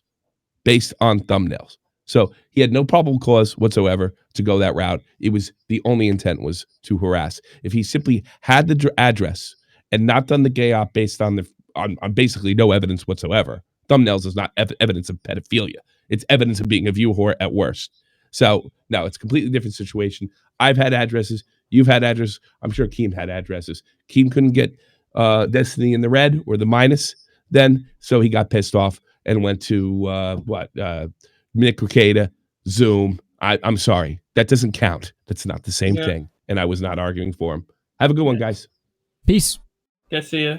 Yeah, and I also think Keem gave the docs to Lieutenant Cobra and the NCO, which has like 50 plus people. I know he definitely gave it to Lieutenant Cobra. I'm not sure if he actually posted it in the NCO group he chat. He gave this guy's docs to a kid on the internet who we're going to see is not too trustworthy himself. Listen, I'm not interested in going to war with Lieutenant Cobra. I don't care. But we'll see it. Because I want to talk about Cobra in just a moment. Dude, all of these stories that we're going to cover today really tie into each other so well. Honestly, it's like they all link together. Tipster tossing 5. What's going on here? Tipster says, also, let's not forget Keem gave the info to Lieutenant Cobra. Transferring that info makes it a dox, and clearly was with malicious intent. Yeah. Also, fuck the NCO. Yeah, fuck the NCO. Yeah, clip that one. Okay. Do I have anything else I want to say about Keemstar here? Keemstar's just such a fraud, man. I didn't care for Keemstar. Here's the thing. Ever since Keemstar stopped coming on my show, I really stopped paying attention to him. Because he had me blocked first off, so I wasn't seeing his tweets naturally. So I just stopped he's been kind of irrelevant this year. And this really seems like just a ploy to get his name back. Like every year he does something really retarded so that people start talking again. This is the first I've paid attention to Keem since NCO, if I'm being honest. I mean, we brought him up every now and again. We've showed a tweet from his every now and again, but that's not really the same thing. Yeah. I haven't really been this invested in covering something that Keemstar has done since then. Yeah, and I mean, what better person to verify that Keem is like becoming irrelevant in terms of the stuff he says than me? Because I, like my whole second channel at the time, which is my main channel now, I started off making videos only talking about Keem drama. Like I only did Twitterverses. It wasn't called Twitterverses back then, but I only did Twitterverses on fights that Keemstar had on Twitter, and I had enough of that happening for me to like sustain like a pretty decent upload schedule. Over in 2019, I don't really think I had that many Keem related videos at all. I mean, after all the NCO stuff happened, I think there's been like a couple videos where like I have Keem, saying anxiety doesn't exist, or Keem like fighting Boogie a little bit. But other than that, like Keem hasn't really been relevant at all. I was actually surprised because last night I was screenshotting a lot of Keem tweets, and I'm like, damn, it really feels like a couple years ago when Keem actually had something to say and for me to screenshot. Like now I'm about to upload 3 Keem videos in a row, So, man, he just really hasn't been relevant up until this point. Kind of sad. Let me run through my bookmarks real quick and see if there's anything I had to point out, just because I was curious. Somebody asked if I was unblocked by Keemstar. No, I'm still blocked. I'm just on like one of my burner accounts. I've got like 50 Twitter accounts just sitting around, so you can't really block me. Yeah, I like how you went on your alt just to say mad. Did he block you on that alt too? No, he didn't. Look at this, guys. So after he blocked, after I showed him that Twitter clip, he blocked me. And then let's see. Oh, I'm on my. Where is it? There it is. Yeah, look at this shit, guys. My burner Twitter account that I made last night got more likes than his reply. Like, it wasn't just like Nick ratioing him an 18k sub commentator. I fucking ratioed him on a burner account I just made with like 14 followers. People are sick and tired of this shit. A lot of people, I've mentioned that a lot of people are eating it up, the whole Let's Deplatform because he's an asshole. But I'm underestimating the amount of people who are sick of this shit. They're done with it. They're like, okay, no. You know? Yeah. Yeah. But yeah. You can't block me. I got like 50 accounts. I don't give a shit about Twitter. They can fucking suspend And if Keem randomly blocks his account, you'll know he's watching After Hours, dude. Yeah. You'll know. Oh man. Big fan. Is this something interesting? Yeah, we already covered that one. Oh, this is a funny tweet. Yeah. What's that? You want to say something before we get into this? Oh, I was about to say, like, we're only covering half of Keem's meltdown because last night on Twitter he had like a complete spurg out over the Onision story. So this is like half of Keem's stupidity in the last like 48 hours. Yeah. But, yeah. This is one right here. So somebody tweeted at Keemstar, YouTube should make a YouTube court channel where it's one person versus another, Keem versus J-Station, for example, and basically they defend their points and shit, and if YouTube deems it's a good case, they delete the channel that's bad. Think of it like the Supreme Court of YouTube. That would be so fucking weird. Imagine if that was reality. You can even bring people in to defend your case. This whole thing can be done on Skype. I feel like Drama Alert and other channels are like these city/state courts, while this would be a Supreme Court. And well, it'll have the power channel's to... a state court. But yeah, basically the concept of this is internet blood sports, but the loser like literally gets banned because YouTube... except like officially like sponsored by Such a YouTube shitty and idea. like Why would you think of this and be like, yeah, let's do this? But the best part is Keemstar was like, I had this idea many years ago. I pitched it to Colossus Crazy as a new show on YouTube called YouTube Court, and it's set up like Judge Judy. That way, that would be so epic. Dude, that'd be so epic, dude. Wow. Oh, yeah. That's epic as fuck, Oh, dude, it's so epic, dude. You can get people banned off of YouTube. That is yeah. epic, bro. Dude, it's so epic. Epic as fuck. Sponsored by Raid Shadow Legends, exactly. This is like a 12-year-old's idea on YouTube. Keemstar has some really weird ideas. Like, I know he's like an idea man. He's like a businessman, so he stays relevant or whatever. Some of his ideas, like Memecast. Anybody remember that one? Yeah, that was Podcast with Sky Williams and Leafy. I mean, and Great the thing about Memecast was like the lineup was cool, but wasn't the idea something like stupid, like, we're gonna have like a YouTube game show or something? Oh no, that was a different one. He had a channel that was called Battle for the Channel. He even uploaded an announcement to Drama Alert about his new channel. What was that? Battle for the Channel. And what basically you did is like he would make a channel called Battle for the Channel, and then he would have like a bunch of commentators come on and like fight their videos out to see which one is better, and whoever won the whole thing got the Battle for the Channel account, and then for the next season he would make a new one. Interesting. That's actually now I hear that now. I mean, it's kind of cool. I mean, but whoever won would get like a fucking dead channel, Pescator style or Lord Vega style. So I don't know. Yeah. Oh, by the way, I don't know if I've played this tonight, but I'll play it again because it's funny. Fuck yes, man. Yes. Dude, that's what I'm talking about. That's so awesome. That's so awesome right now. That is awesome. Great. That's great. That hits them where it hurts. Dude, Keemstar and That's What It Is, literally the same person. It's a parallel story. 12 months. Who would have thought Keem would be doing the exact same thing he campaigned against?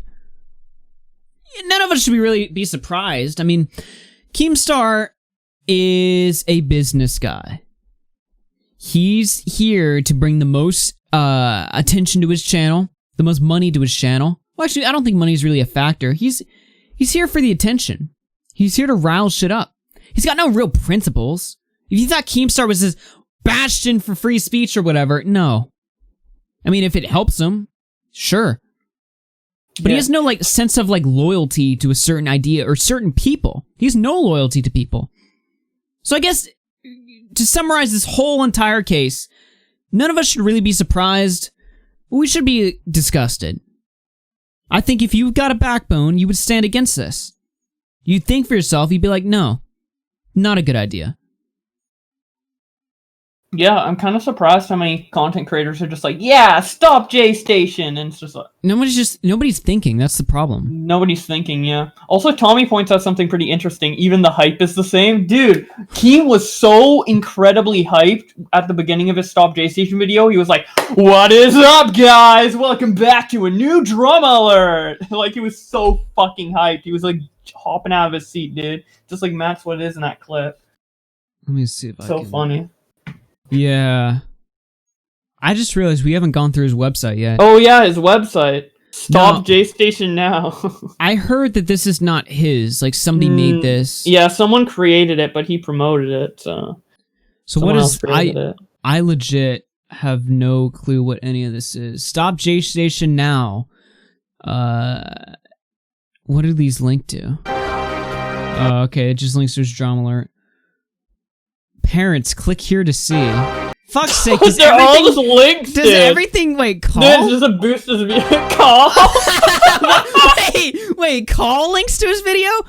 Wait, what? Dude. What is this scam of a website? So dumb. It's like a template that they took, and it just had, like, store and call in it, and then they just, like, left it, but used it all to link to Keemstar's video. What the fuck Terms is... of service. Terms of service. We will. Wait, terms of service. Well, we expose people for their bullshit. Amen, brother. Amen. Yeah, dude, that's a TOS I can get behind, dude. I can support this. Never Dude, mind. that's what the YouTube TOS should be, dude. You should take notes. the terms of service. Dude, Fuck you. I love the Stop J Station now with TOS, dude. This is such a joke of a website. Holy shit. Follow us. I'll bet this links to Keem's Twitter. Oh, no, it's the guy who made it. Nah, he can resist the clout, dude. Come on. Yeah, clout chaser. About us, exposing the truth. Amen.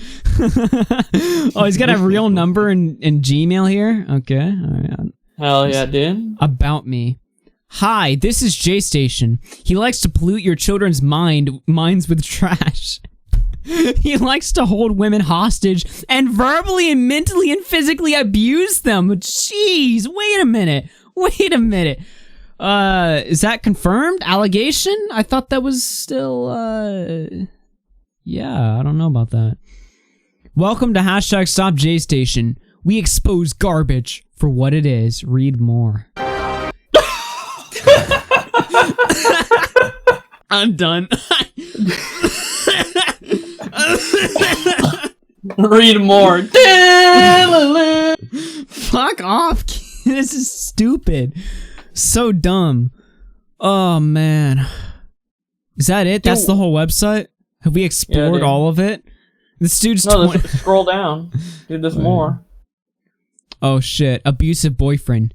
J Station, the abusive, manipulative, controlling boyfriend exposed. Leaked DMs. Surprise, surprise. Oh, it's a Kavos video. Okay. We're gonna watch a Kavos video in a moment. Click here to see the parents. Wait, let me guess. Let me guess what's gonna show up. I really didn't want to do. Well, who the hell is this? Oh, that's another one. J Station exposed. Oh, this is an. Oh, yeah. This is an a old 2016 video. Okay. Yeah. Okay.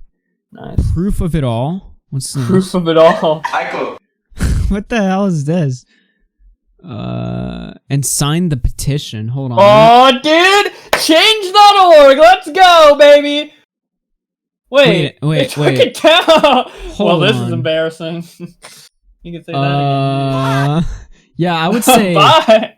I would say, No, yeah. that was actually there. I actually clicked on it, like, yesterday. That used to be there, but got taken down. It says, well, this is embarrassing. I'd say this is pretty damn embarrassing. Yeah. Jesus, man. How old's Keemstar? I think he's in his 40s. Or no, he's probably late 30s. I'm not sure. Late 30s, early 40s. Holy shit, dude. Well, this is embarrassing. Yeah. Yeah, I think that's a good word for it. Let's see what's Team going is on. 38. Okay. Mike the Bach 2002 says it's like the season finale. Tipster says 2002 says read the About Me selection. It's hilarious. I think we did that. Mr. Yeah, we Walker did. around tossing 5 says about us. We want to cause the apocalypse. Yeah, about us. We expose bullshit. Yeah, it's like a 12-year-old. Yeah, terms of service. We expose like- all their bullshit. Dude, when me and my friends first got on Steam, right? I think me and Ben made a Steam account. And Ben's like bio for like his entire Steam account's existence until I made fun of him for it when we got older was his bio was like, my name is Ben and I don't give a fuck. It was so cringe. and then you have this website, which is basically just that, but it's made by like grown men. Holy shit.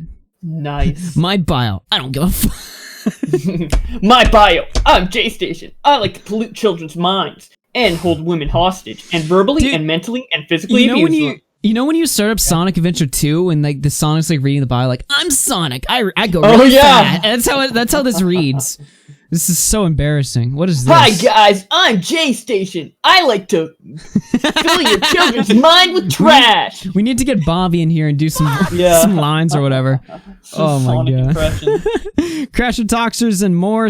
Tossing 5 says, "What's up, Augie? Hope all is well. Gonna chill and watch along. I'm curious to see how things will go." Lol. I appreciate that, my man. Good to see you here. I saw you in my comments too. I know you have a different take on this. I respectfully disagree, but I appreciate you seeing. Oh yeah, me. I watched one of his videos. He makes really good content based Oh, on really? the one video I watched. I yeah. skimmed through it. You I guys didn't have should time to check it. watch it. I think it was right before I was going to get out and stuff. So Like, I like his personality a lot. Yeah. nice. I'll have to check that out then.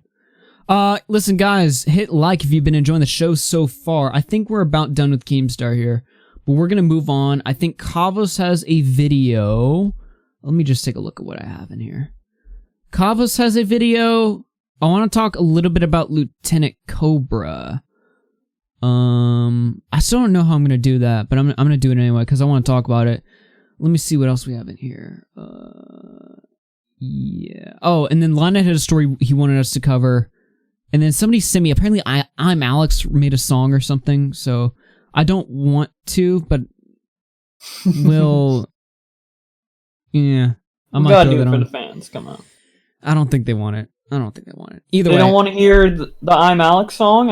I'm sure he's a great musician. yeah, I X'd it down in that one. I falsely accused my friends of rape. I'm gonna knock out J-Station. Apparently, the fight is on. How's everyone doing today? I bring you great news, actually. The best news I've had in a while. Last night, I was on Twitter. I was chatting to Keemstar a little bit. We were talking about the possibility of setting up a fight between me and J-Station. Because nothing would please me more, or the internet, than landing a sweet right hook across his chin. By the time I'm done with him, I'll be making my own 3 AM videos trying to find J-Station. However, last night King tweeted out... I actually haven't seen this, dude. I haven't either. That I wanted to fight J-Station, that I was down, because I was. We talked about it. I am so down to fight this man. I tweeted it out. Now, here's what I'm for. Don't take down J-Station because he, is hurting the children or whatever. Fight J-Station in the ring. Give us some entertainment here. I'm here for this. And I'll obviously be supporting my man Kavos over here. And I won't lie to you, I did not expect any kind of response or any interest from J-Station, because the only confrontation he likes dealing with are with women and treating him like shit, like the scumbag he is. How I showed in my last video how he's emotionally abusive to women, threatens them, leaks their information, doesn't get their own way. Everything about this man I hate. So when he posted this on Instagram, boy, I got so happy. Check it out. Keemstar, I know you're scared though to fight, but man, I'll fight Kavos. You just tell me his height, his weight, tell me when and where, and we put it on paper. If I beat this guy, I gotta fight you, bro. XBiggy Telson 2 in the chat says, if this happens in Toronto, I'm going. I think it's going to happen in London, but I'm not too sure.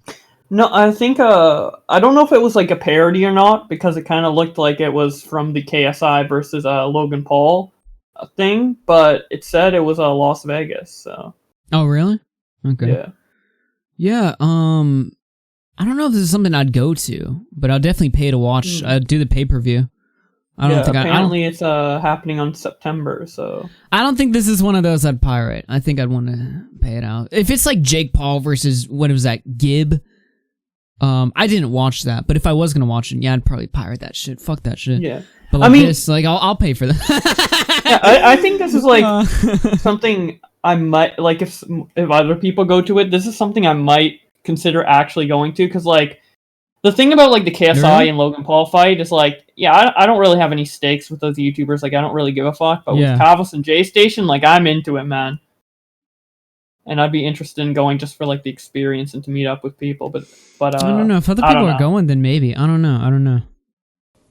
I think it'd be fun. J Station has actually agreed, verbally anyway, to fight me. Now this man is a known liar, a known bitch. I don't even think still he would have his fight. I'm waiting by the minute every day for him to just say, actually no, I'm not going to do this, because he's one of the biggest liars on the website. His fake 3am videos using celebrity tragedies for his own gain, like Mac Miller, even Etika, he used for his own gain. I know that the internet wants nothing more than to see him spread across the floor, across the canvas, clean, knocked out, and turn into a meme. Dude, this is why I like Kavos, because he's like one of the only commentators willing to do this, right? Like willing to actually call someone out and willing to like go through with a fight. Like you're not gonna see like I'm Alex, for sure. You're not gonna see I'm Alex, or even like a pretty like medium of the road commentator in terms of public perception ever try and set up a fight and train and stuff. They're too lazy. They just want to make videos talking shit about J Station or whatever.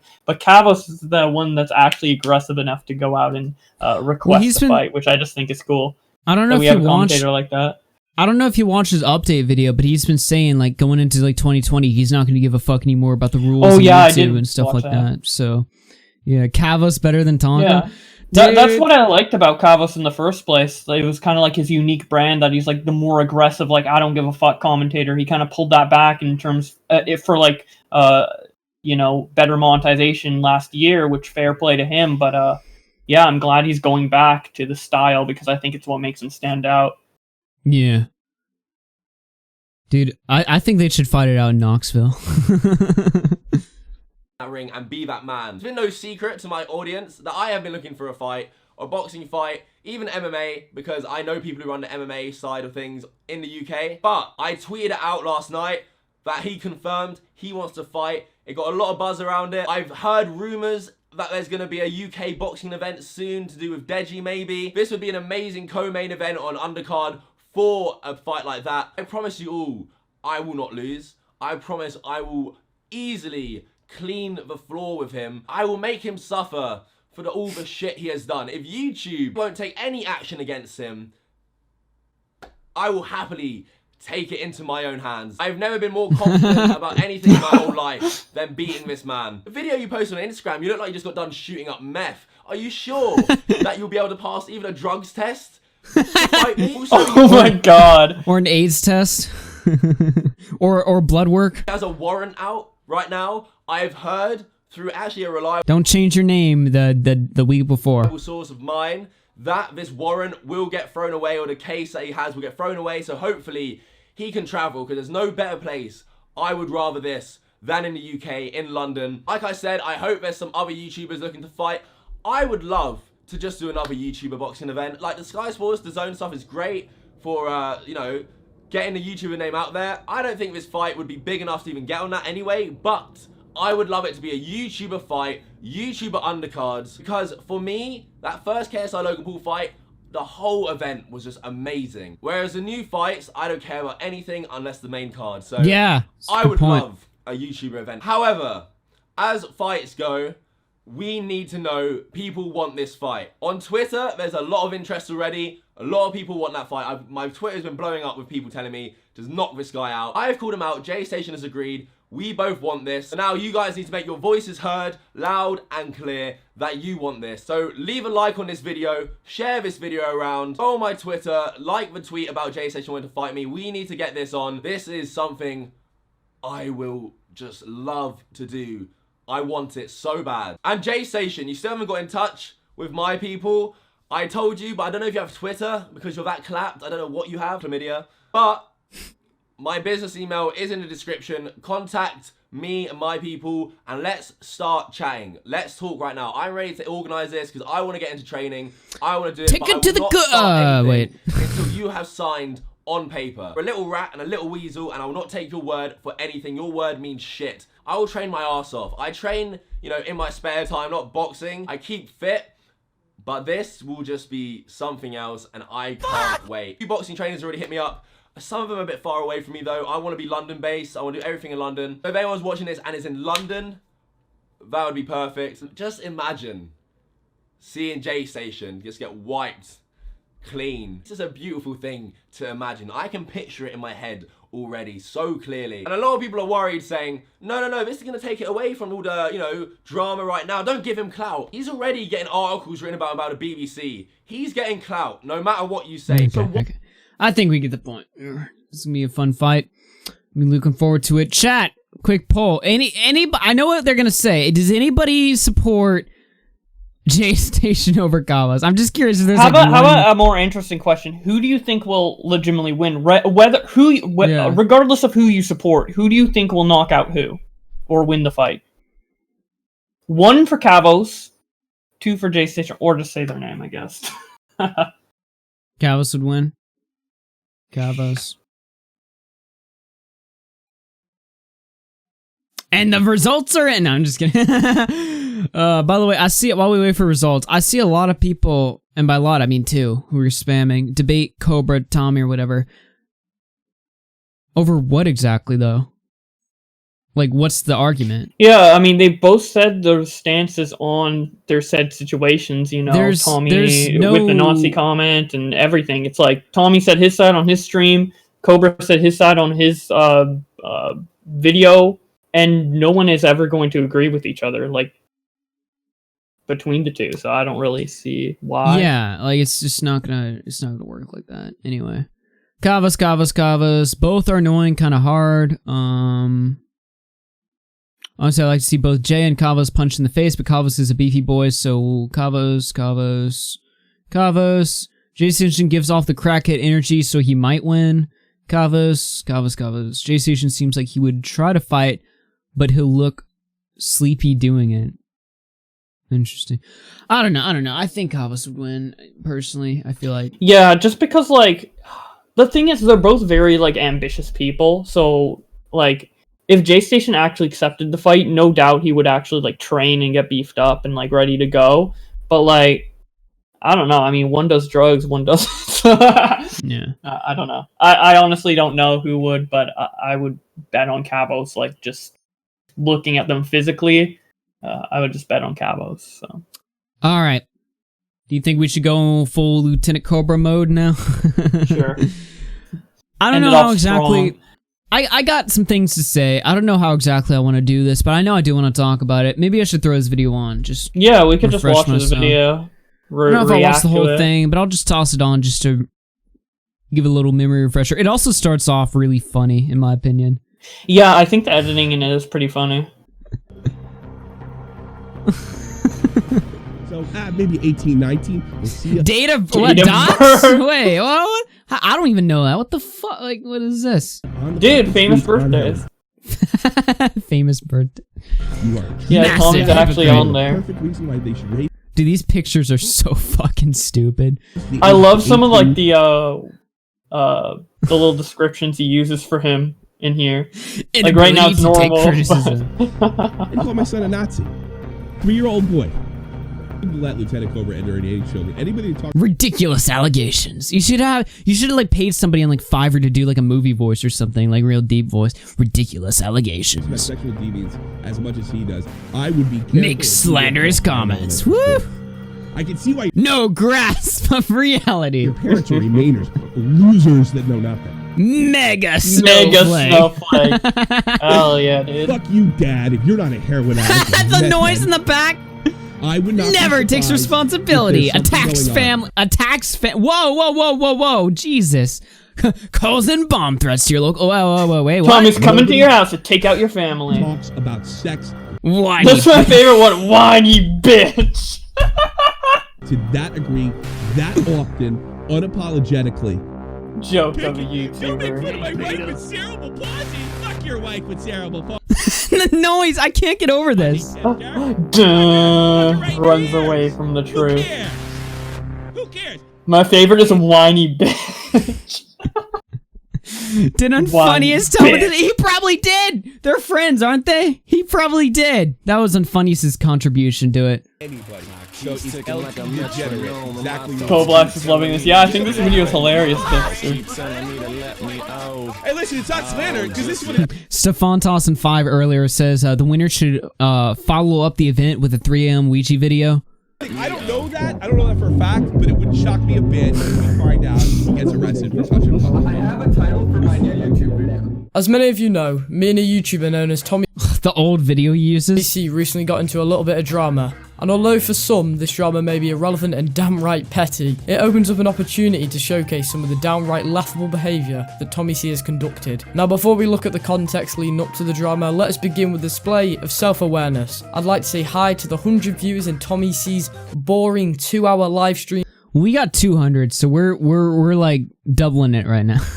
Hell yeah, dude. Better than SFTP. Joining me on this fine evening. So with that all being said, let's get into it. Now with this video, I've gone with an angle where I'm going to talk about everything, you know, involving me and Tommy C in some nice and concise points, but I also will be branching out to other things that I've noticed whilst...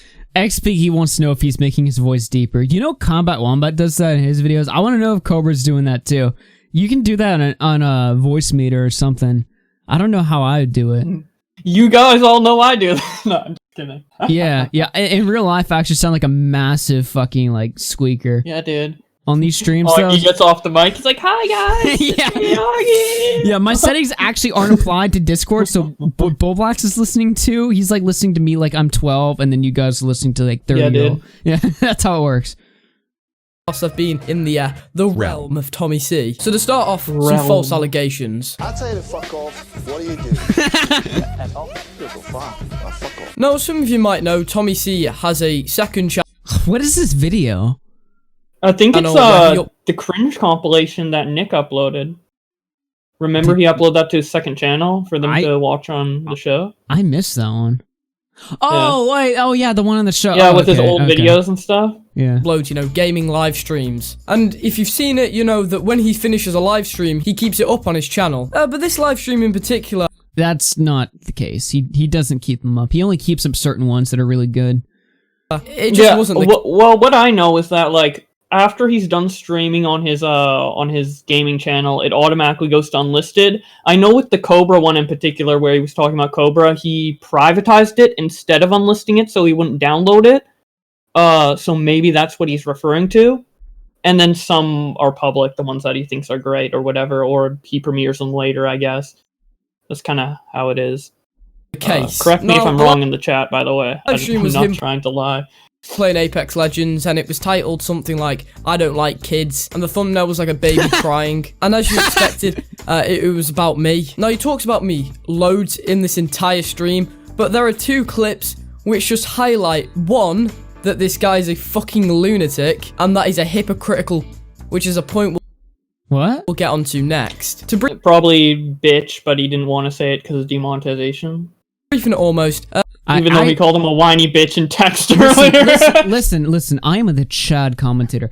I swear in all of my videos in the first minute of the video. And I still get monetized and I get paid. So you know, you can't do it like RFC. I feel like monetization's random. Like everyone has this like theory that if you swear a certain amount of times you get demonetized, but I don't know. I feel like it's just completely random. I just say whatever now. Nonce. Oh, is that what it is? I just say whatever the tweet says, honestly, unless it's the N-word, of course. Well, you still say the N-word sometimes. Well, only if it's with an A. If it's with an ER, I always say Bowblax loves that, but that's his favorite part doing Twitter verses, is when he is allowed to say the as soon as the black people say nigga on like, on Twitter, dude, like, yes! I can finally put in the video.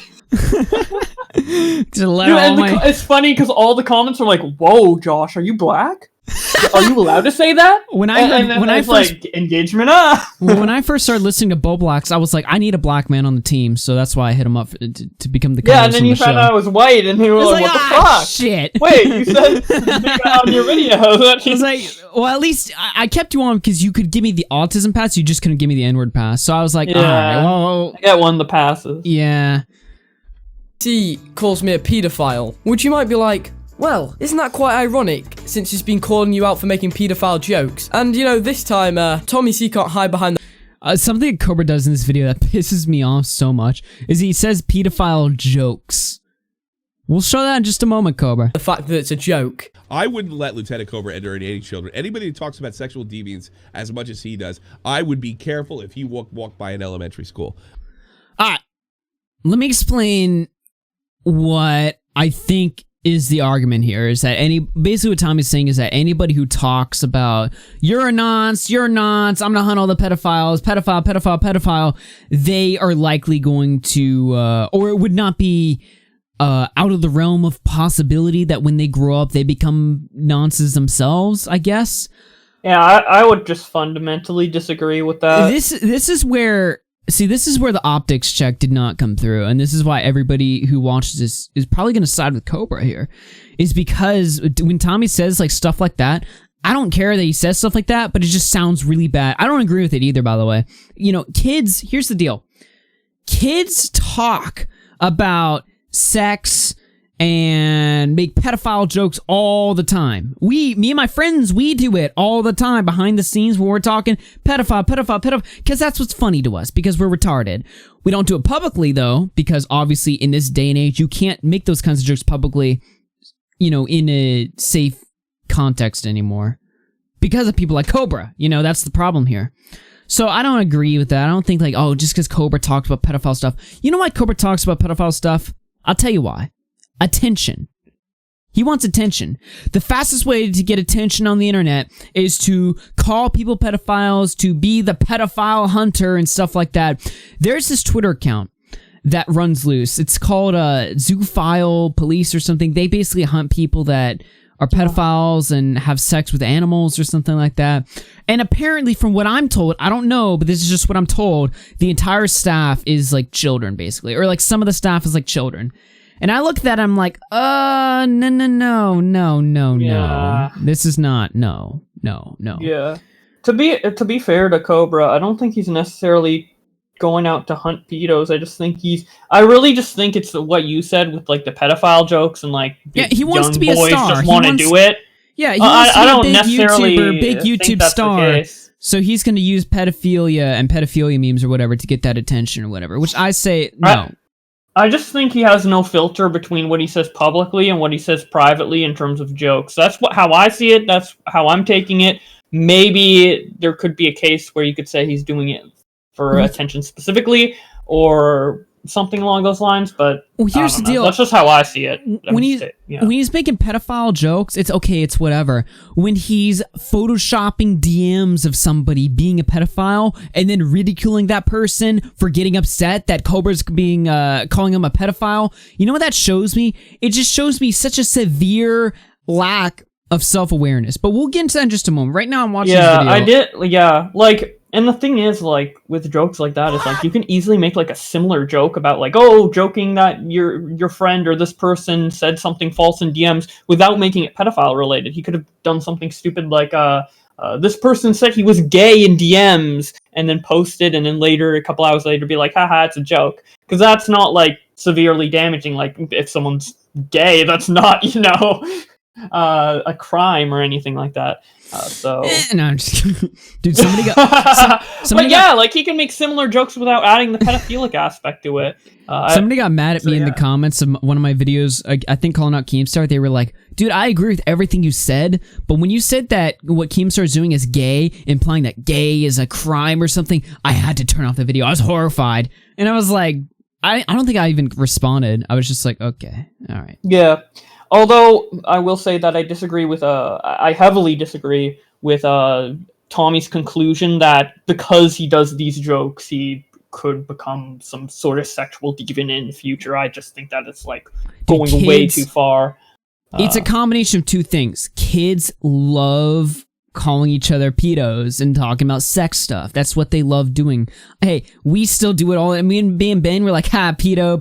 Dude, we had this thing where one of my friends in our friend group, he's like freshman in college, and he was on Tinder, and he had a Tinder date with a senior in high school.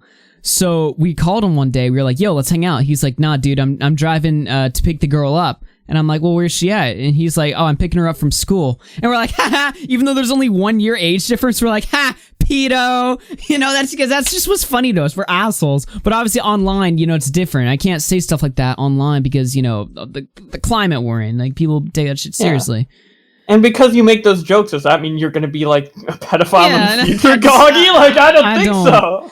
I don't subscribe to that mindset. And even if you do, really talking about that shit online, that's just... Tommy has a real legitimate argument here, and I have a legit argument against Cobra too.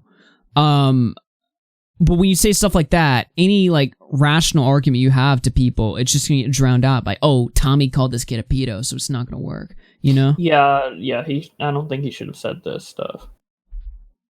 I am dead serious about that. So guys, if you talk about sex a lot, sexual deviances, then you're not allowed near. I keep just looking at, what is this, Tommy in the kitchen or whatever? Tommy like making me a sandwich, dude? Bitch, make me a sandwich! Thinking, that sounds a little absurd. By the way, I think there was a super chat. Whoa, he timed out Adolf Hitler? Wait! Comment timed out Adolf Hitler. Nice. Come on, dude! Just because he doesn't like Jews? Oh, okay, that's sensitive right there, dude. Oh my god, that's hilarious. Big E tossing 2 in the super chat. Cobra plays victim when hit with his own medicine. Somebody else tossed a super chat before. Constantine's commentary. I feel like I recognize you before. Tossing 2 says, first time here, pretty good so far. Appreciate it, my man. But no, that's just the very start of Tommy C's ludicrous statements. I think it is absolutely fucking bizarre. I think it is bizarre. Absolutely bizarre that he talks about sexual perversion and this month and is that obsessed with it. Even like your friends try and stop you from making one of the biggest mistakes in your career. I mean, you're gonna call a 16-year-old a pedophile here, and you know, wait for it, on the basis of talking about sex. Like, you know me, guys, I'm a massive Chad. I'm always talking about the sexual intercourses. So ultimately, that does make you a pedophile. Like, if I were to make a simple, you know, comparison, if you're a porn star and you have sex for a living, you're probably a pedophile, aren't you? I mean, according to Tommy C, of course. We don't know how credible that information is. I would not be shocked if we have a priest in a whorehouse situation. I'm going that far, so shut up. So shut up.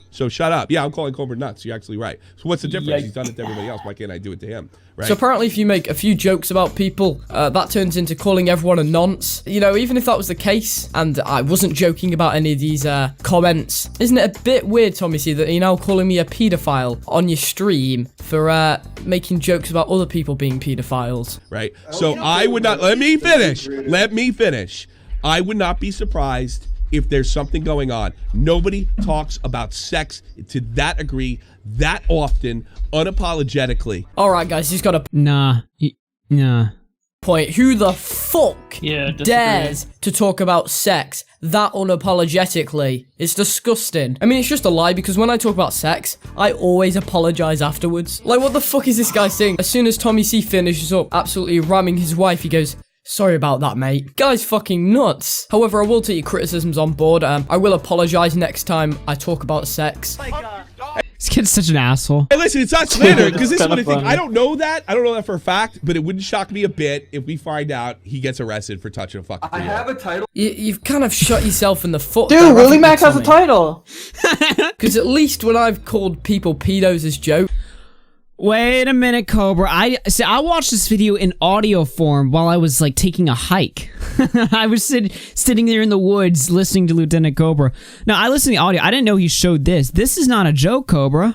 Well, actually, maybe it was a joke, but like, you Photoshop DMs of some random guy on the internet, you know, talking about kitties and stuff. It's I don't know about that one, bro. Well, at least he showed it.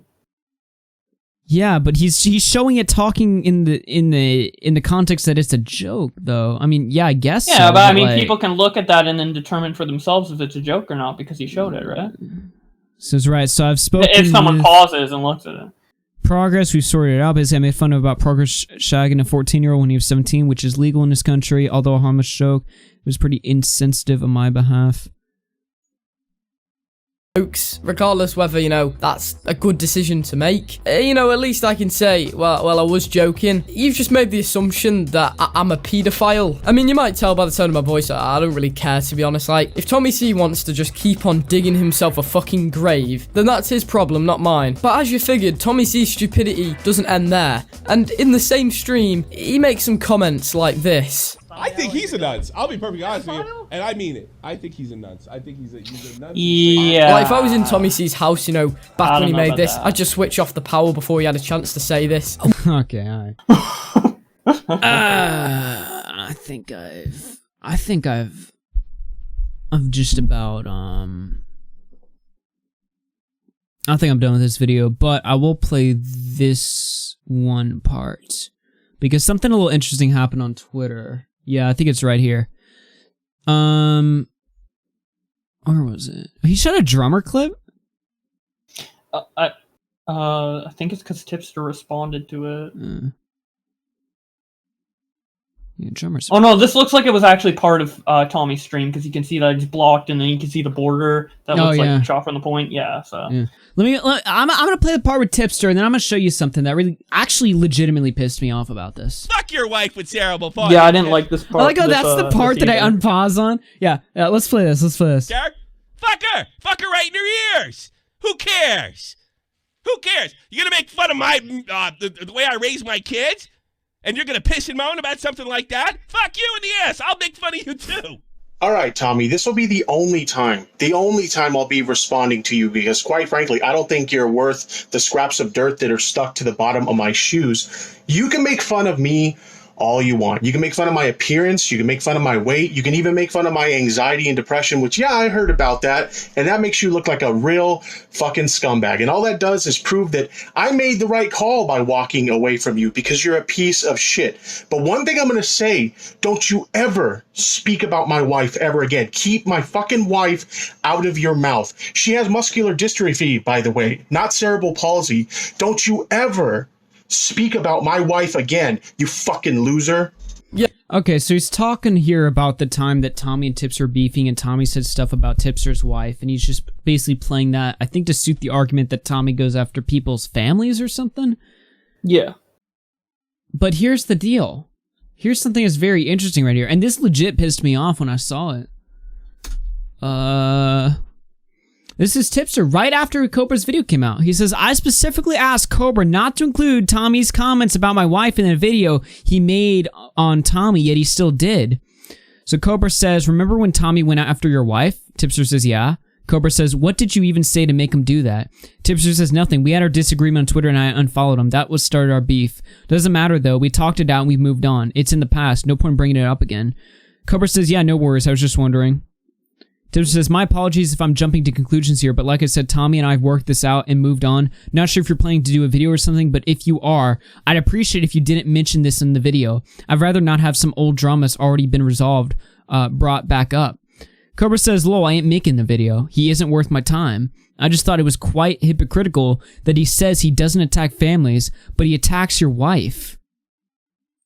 Tipster says, we both said some horrible shit about each other at the time. It really was a bad time, but I'm glad it's over. And then he goes on to say, Tommy and I had a rough patch in our friendship last year, and things were said on both sides that shouldn't have been, but we worked it out, so why bring it back up, especially when I asked him not to? It's clear Lieutenant Cobra can't be trusted, and his word is worthless. And then he said something in the replies here. He said, I told a white lie so that Tipster wouldn't tell Tommy I was making a video. This is the pettiest shit ever. Now, I don't think it's petty. I mean, he lied to his face, so. Play that. Hold on. We'll play that, and we'll play this, because this is something I've shown on the show before. This is not something that's new here. This kid's called Dudes Pedos for Fun. Here he is doctoring a photo to freak someone out, insulting the person who didn't see the clear joke, then goofing on the guy who was freaking out because Cobra accused him. I'm not getting on a hill for this YouTuber. So Cobra shows DMs referencing some random account on Twitter saying, laughing my fucking ass off, just got 15-year-old to send me pics of her panties. This gimmick account shit is working like a charm. Gonna start selling promos too. Which I saw initially when he tweeted this and I assumed it was real.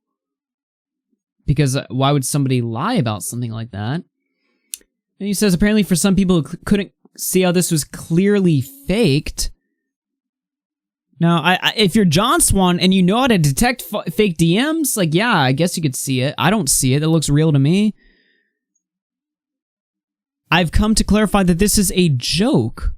Not to mention the gimmick account got butthurt over it and blocked me on Discord. Why do you think that, Cobra? I mean, put 2 and 2 together. It's not that hard to figure out. Guess the fame went to his head. Okay. He says beta. He shows a screenshot where the gimmick account is going on his Discord saying, this is important. As some of you know, recently someone created a fake screenshot, similarly making me out as using my account for nudes and such. This person, Lieutenant Cobra, has come to admit it's fake. I'm debating on whether or not I should expose him on my gimmick account. I want your thoughts. So, let me wrap all this up together for you guys. Is that Cobra will file up some fake DMs as a joke, and then when the guy gets pissed, Cobra's like, "Whoa, what? He's mad? Lol, mad? Come on now, why are you so angry? Are you pissed? It's clearly fake." And then Cobra will Cobra will go to your DMs asking for old dirt. The guy will say, "Hey, if you're doing this for a video, I'd appreciate if you don't." And then Cobra uses it anyway. The guy gets fucking pissed, and Cobra's like, "What? It's just a white lie. I don't understand why you're so angry over here. It's just a white lie, lol." Like, are you starting to see something here?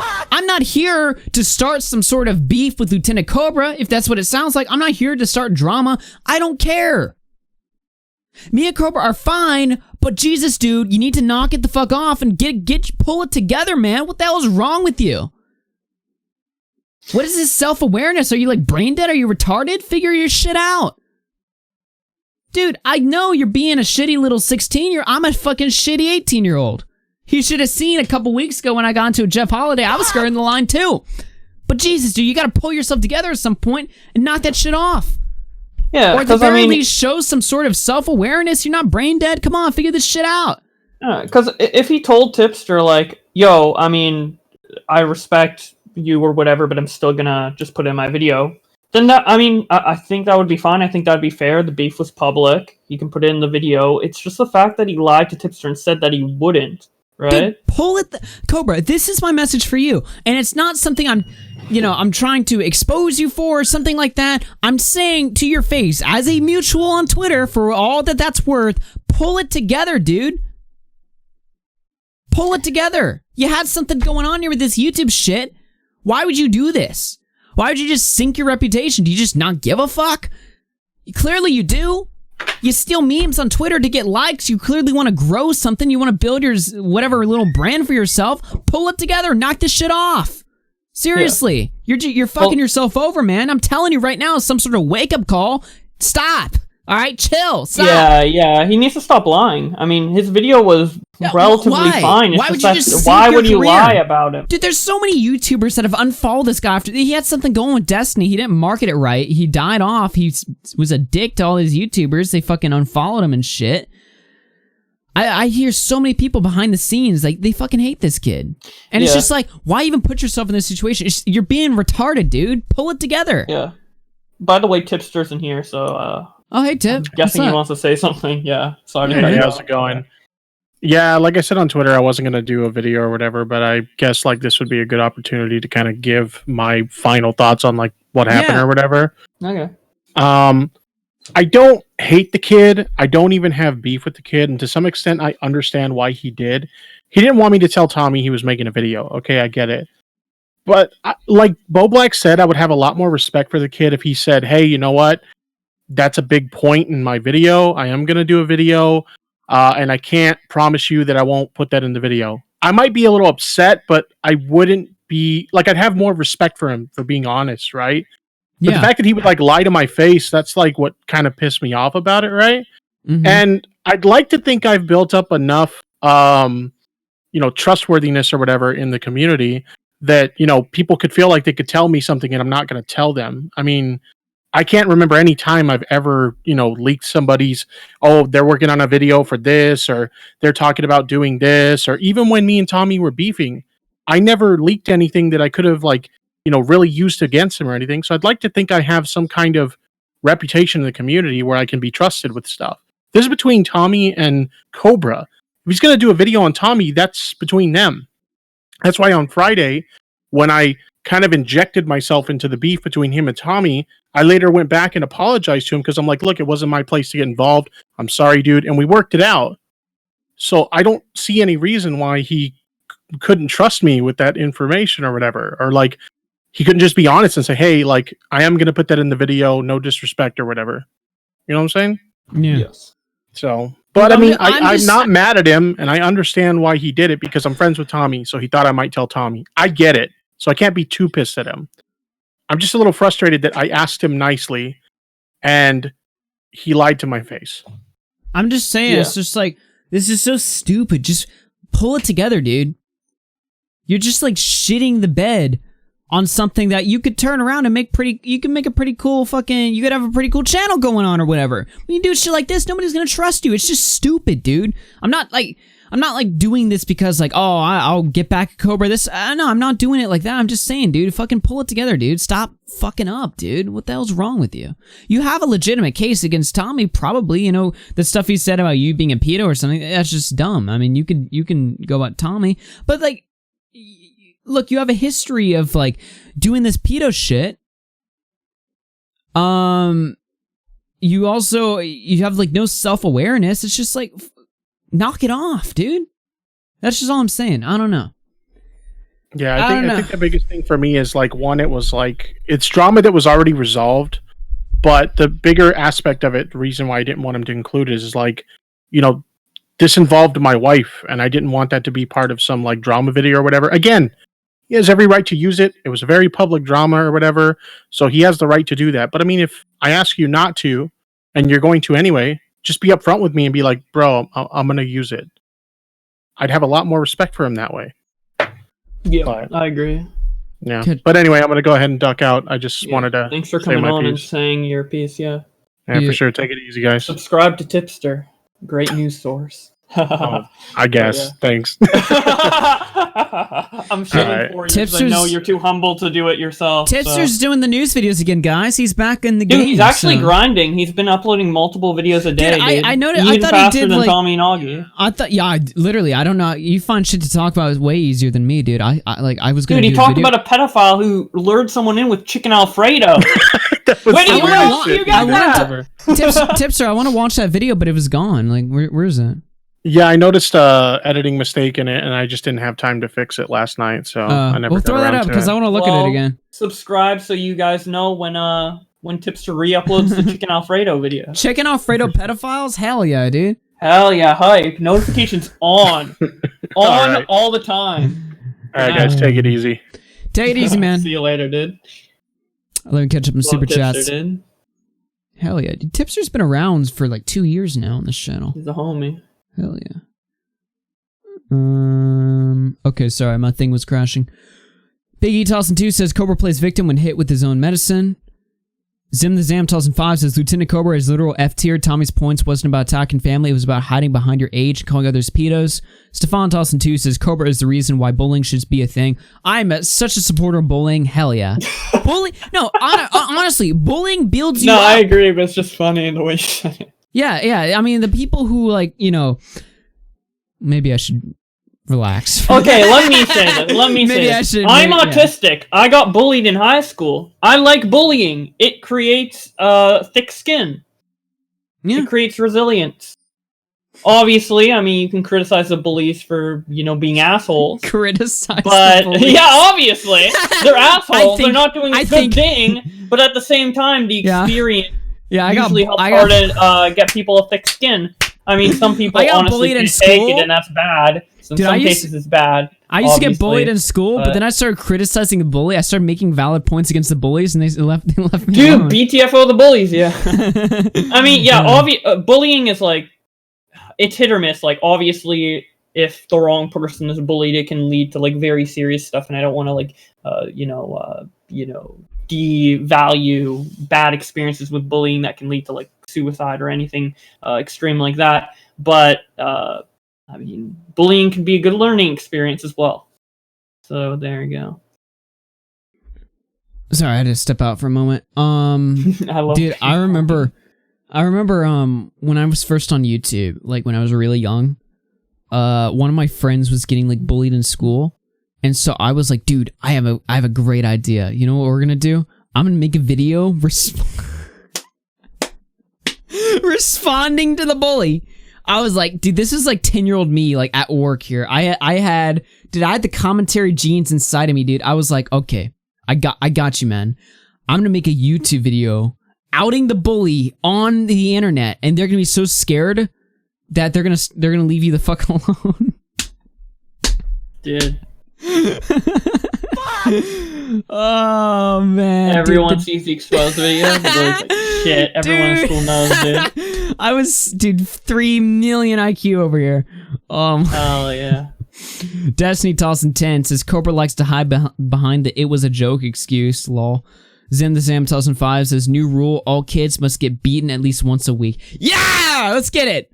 Okay. I don't know. Calm down. Oh man. Yeah. No physical bullying. Come on. That's not nice. All right. Give me a moment here. Hold on. Okay. I don't. Wait, what's going on? Oh, it's just me. I thought he was like playing something. Like I was like, what is he planning? Is he like playing a video? Is he actually going away? Like I didn't know if I had to carry the show or not. Come on, like I didn't know if he was walking away or if he was playing something or what was going on, dude. It's his show. Something. I don't hear the audio for it, you know? Dude, I just heard like my dad come in the room and he like dropped some glass or something. I'm like, what the hell's why? Anyway, I'm back. New super chat. Augie, the problem with my friends. Dude, I had such big ideas when I was younger, dude. I was like, I got you, man. I'm going to expose the dark bully. side of Chad. The guy who bullied me. Oh, man. The dark side of complete docs of his full name. Yeah, I would do that too. Not because I would know what like doxing is. I'd just be like, yeah, I'll post his real name. That'll show. I'll post his full name. This is why. This is why I had parents who regulated what I did before I did it, because I remember dox your bully. I remember distinctly going to my parents. I was like, "You guys will be so proud of me with my next video. I'm gonna expose my friends' bullies," and my parents are just like, "You're retarded." I can imagine that scene. Augie so hyped coming up to his parents. I'm gonna expose my friends' bullies on YouTube. And the mom's like, Yeah, mom's like, yeah, no. Yeah, right, you little fucking piece of shit. Yeah, you little spurg. Yeah, I'm disavowing you as a child. Ready to be adopted, bitch. Oh, man. What are we talking about? Oh, yeah, let's do this real quick. And then we'll maybe play Alex's song. I don't want to do that. What I do want to do right here is, let me close all my tabs real quick. This is a story from Lioned, who's a good friend of mine. I'll go ahead and follow him on my burner account. But one of his buddies was banned from Twitch, and I don't know if they're still banned. Let me see. Probably. Yeah, they're still banned. So this guy says, I'm so sorry, it's with a heavy heart that I have to inform you that our community, my home, has been permanently banned from Twitch. Words cannot describe the pain that I'm feeling right now. I've met all my friends and people I call family here. I'll miss you, love you guys forever, showing that he was banned. Now, why was he banned? Well, it looks like browsing or rating channels with malicious intent. Now, what could be going on here? Well, apparently, this story is kind of interesting. So he's, this is Leonard here. My friend, Empire TV, was banned from Twitch today for rating channels with malicious intent after a typical stream where he rage streams with low viewership, gives subs, and shows support for fun. Please look into this support. He believes the reason he was banned is due to mass flagging from Pokemon's viewers, specifically the simp types, after she reacted to one of his clips on stream. The day it happened, he got a 24-hour ban, not even a week later this. Now let's play the clip right here. He did some funny bit with Pokemon's image. Hello guys, it's Solo here. Welcome back with another... Shut the hell up. It's 8 seconds. Welcome back to my new clip video. Yeah, what the hell is this guy? Next one. Hang on, boys. Hang on. Let me revert and let me just flip my camera here. Okay, here we go. You've seen her fault makeup. She looks like she got hit by a tree. How do I do it?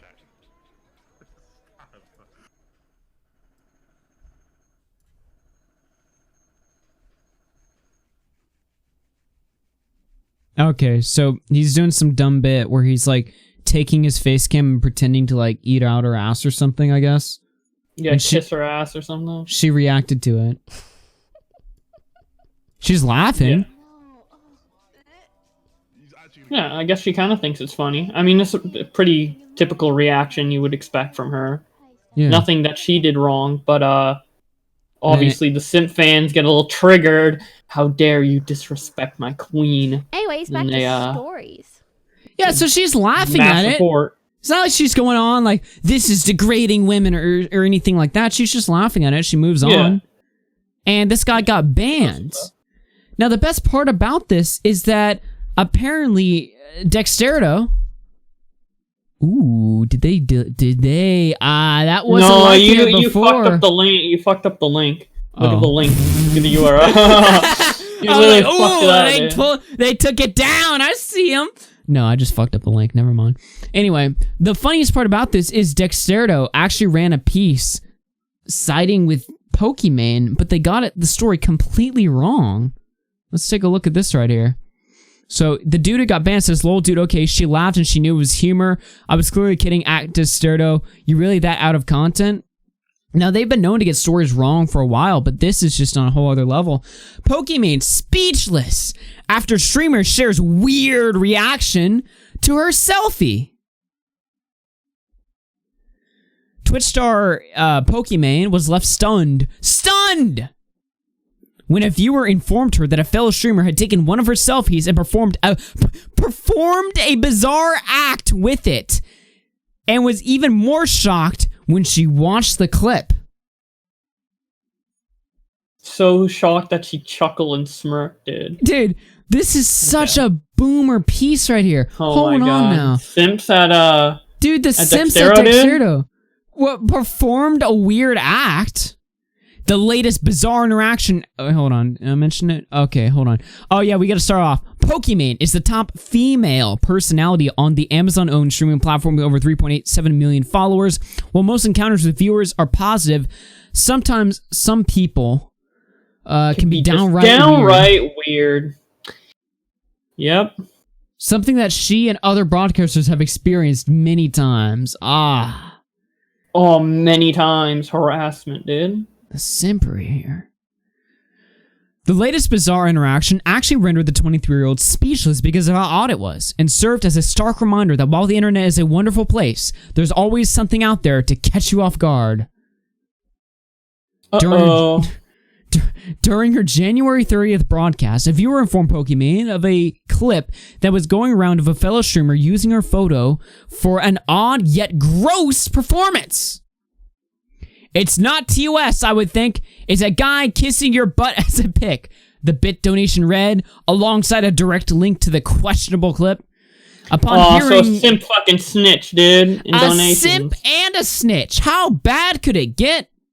Yikes. Upon hearing the automation voice read out the message, the Moroccan, the African Canadian pulled out a weirded out facial expression as she hesitantly clicked on the video and paused for her music to see what all the fuss was about.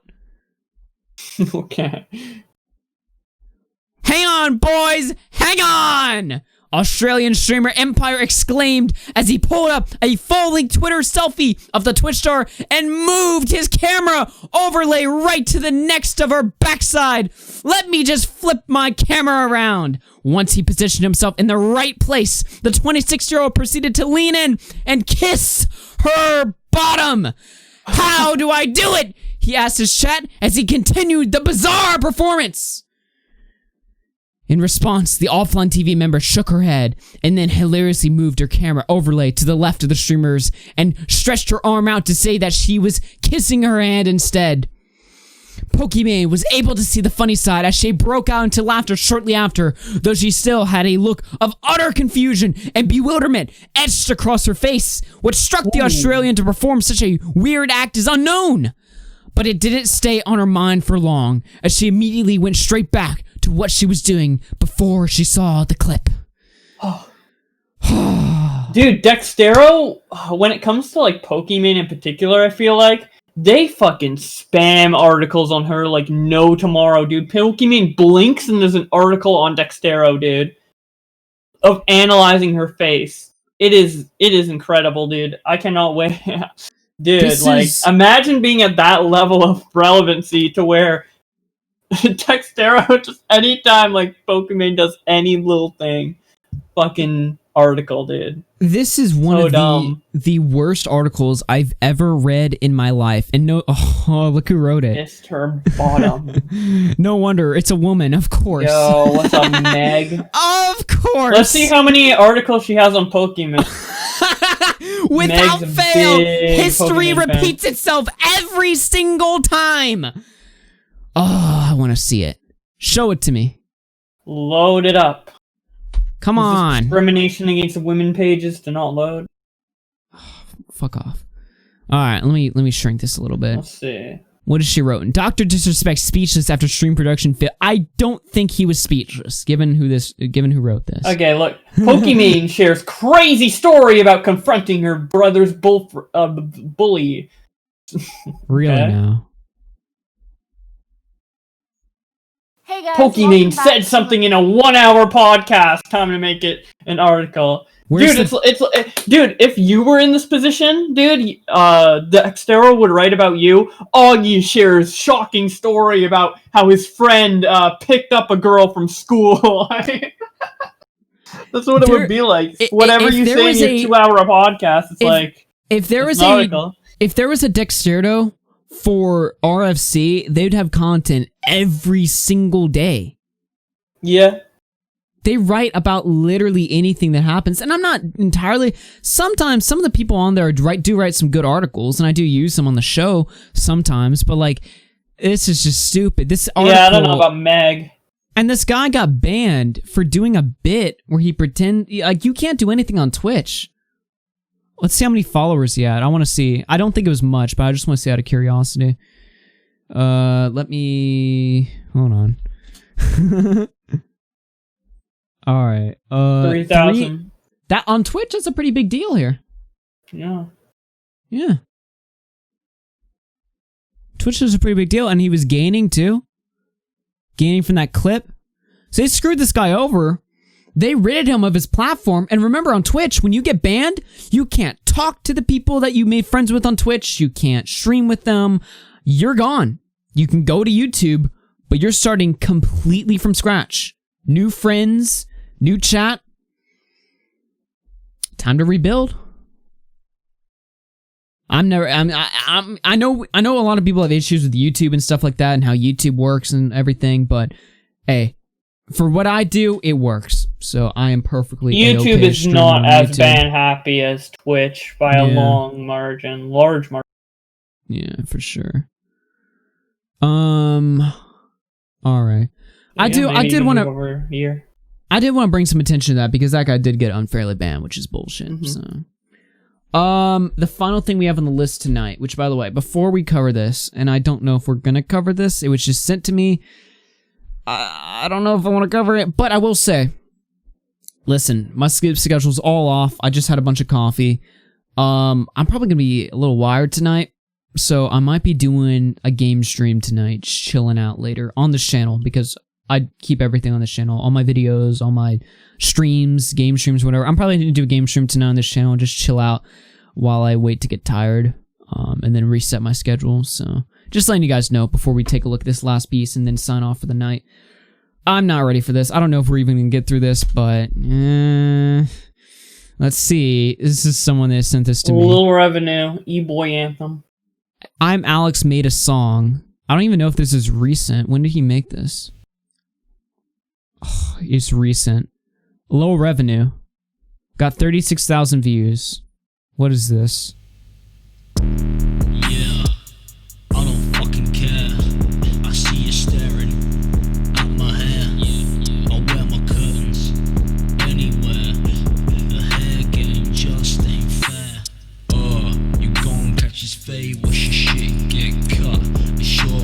can't hear shit. So you guys don't hear this on stream, but I have my bass boosted like to the 1,000 right now. So it's like it sounds retarded in on my speakers. How long is it? It's less than a minute. Piece. Two-pay dropping goals all the way to their knees. Their earrings and the change, yeah, they all come for free. You know I Even in a scripted song, he can't speak clearly.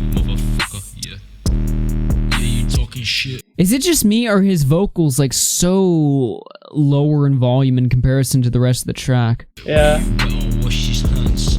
It's a close shave when I roll up with the band. When you step to me, then there's one thing for certain. Curtains.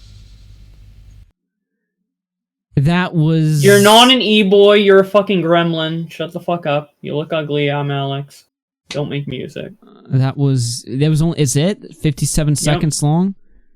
Just talking about how he's an e-boy and people like his hair, I guess. Damn it, I'm not signed in. All the girls like my hair. Can I have a link to the video? Yeah, sure. Here it is. I don't know why you want it. Were you gonna do a reaction video? Destiny, take him down, Destiny, get him. Oh man, that was fucking terrible. That was really bad. Oh, I'm actually looking forward to the Boomer Tunes at the end of the show. Yeah. Winnie the Shark Tossing 2 says, sorry, I don't speak British. I appreciate that. Let me catch up. I think we're all caught up on Super Chats. I'm gonna get out of here. Bowblax, you got anything you want to plug before we beat it? Yes, I actually got approved on Storyfire, so I'm re-uploading all my videos. Well, look at you, dude. Are you ready to get paid like $1 million per viewer? Yeah, dude. Apparently, yeah, I don't even know how to like do it, but yeah, let me. Are you monetized? See if I can. I'm not sure. I don't even know how to do that, so I gotta figure out how to set that up. But yeah, let me try and get the link to I'll just link to one video and you guys can go to the channel there. But yeah, I'm re-uploading everything now, so I Mr. Walk Around tossing 5 says, I'm Alex, better than Tupac confirmed. Yeah, obviously. I don't even get it. Like, it's supposed to be like a comedy track, obviously, but like it's not funny. It's missing the funny. I don't know. What is this? I wanna look at how weird this website looks. Storyfire. Oh. Are you sure you want to leave YouTube? Yeah, I'm moving platforms. Are you sure you want to get off Storyfire off YouTube, dude? Storyfire, I heard, is pretty shitty. 12 views in your last video, so that's like $12,000? Dude, yeah. Dude, 12 views on Storyfire is like top 10 creators, dude. No.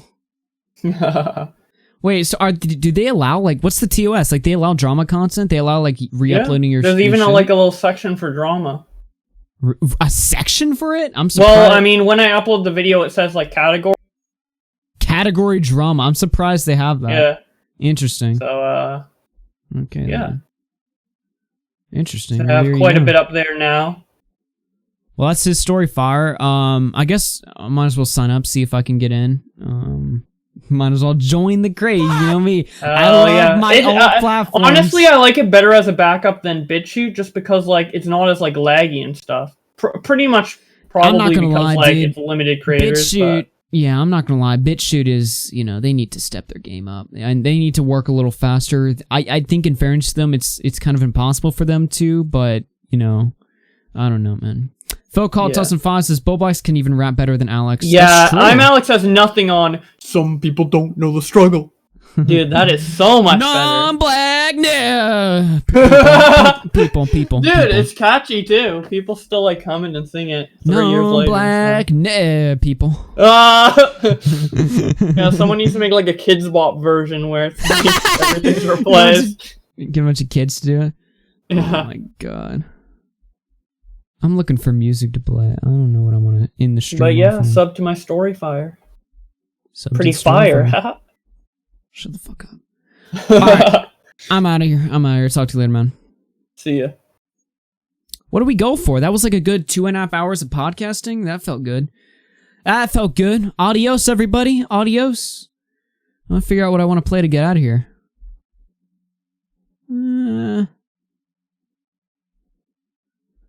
Let's see. Blah, blah, blah, blah, blah. I should probably have this picked out before I go live, but You know what? I gotta flip through the playlist. It's like, you know when you're like hanging out with your friends and you got that one friend who takes like 3 hours to pick the movie you guys want to watch? That's me. I'm that friend.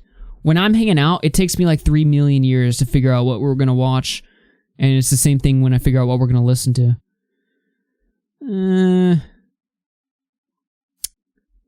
There's some good shit I want to play, but I know it's gonna get me banned worldwide. I'll play this song. This is a good song right here. This is an epic song right here. I love this song. All people complain about my music, they just don't know what culture is. Just don't know what culture is.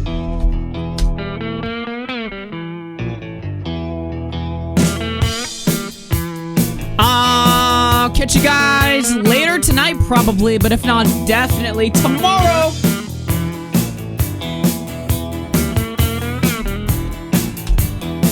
You take a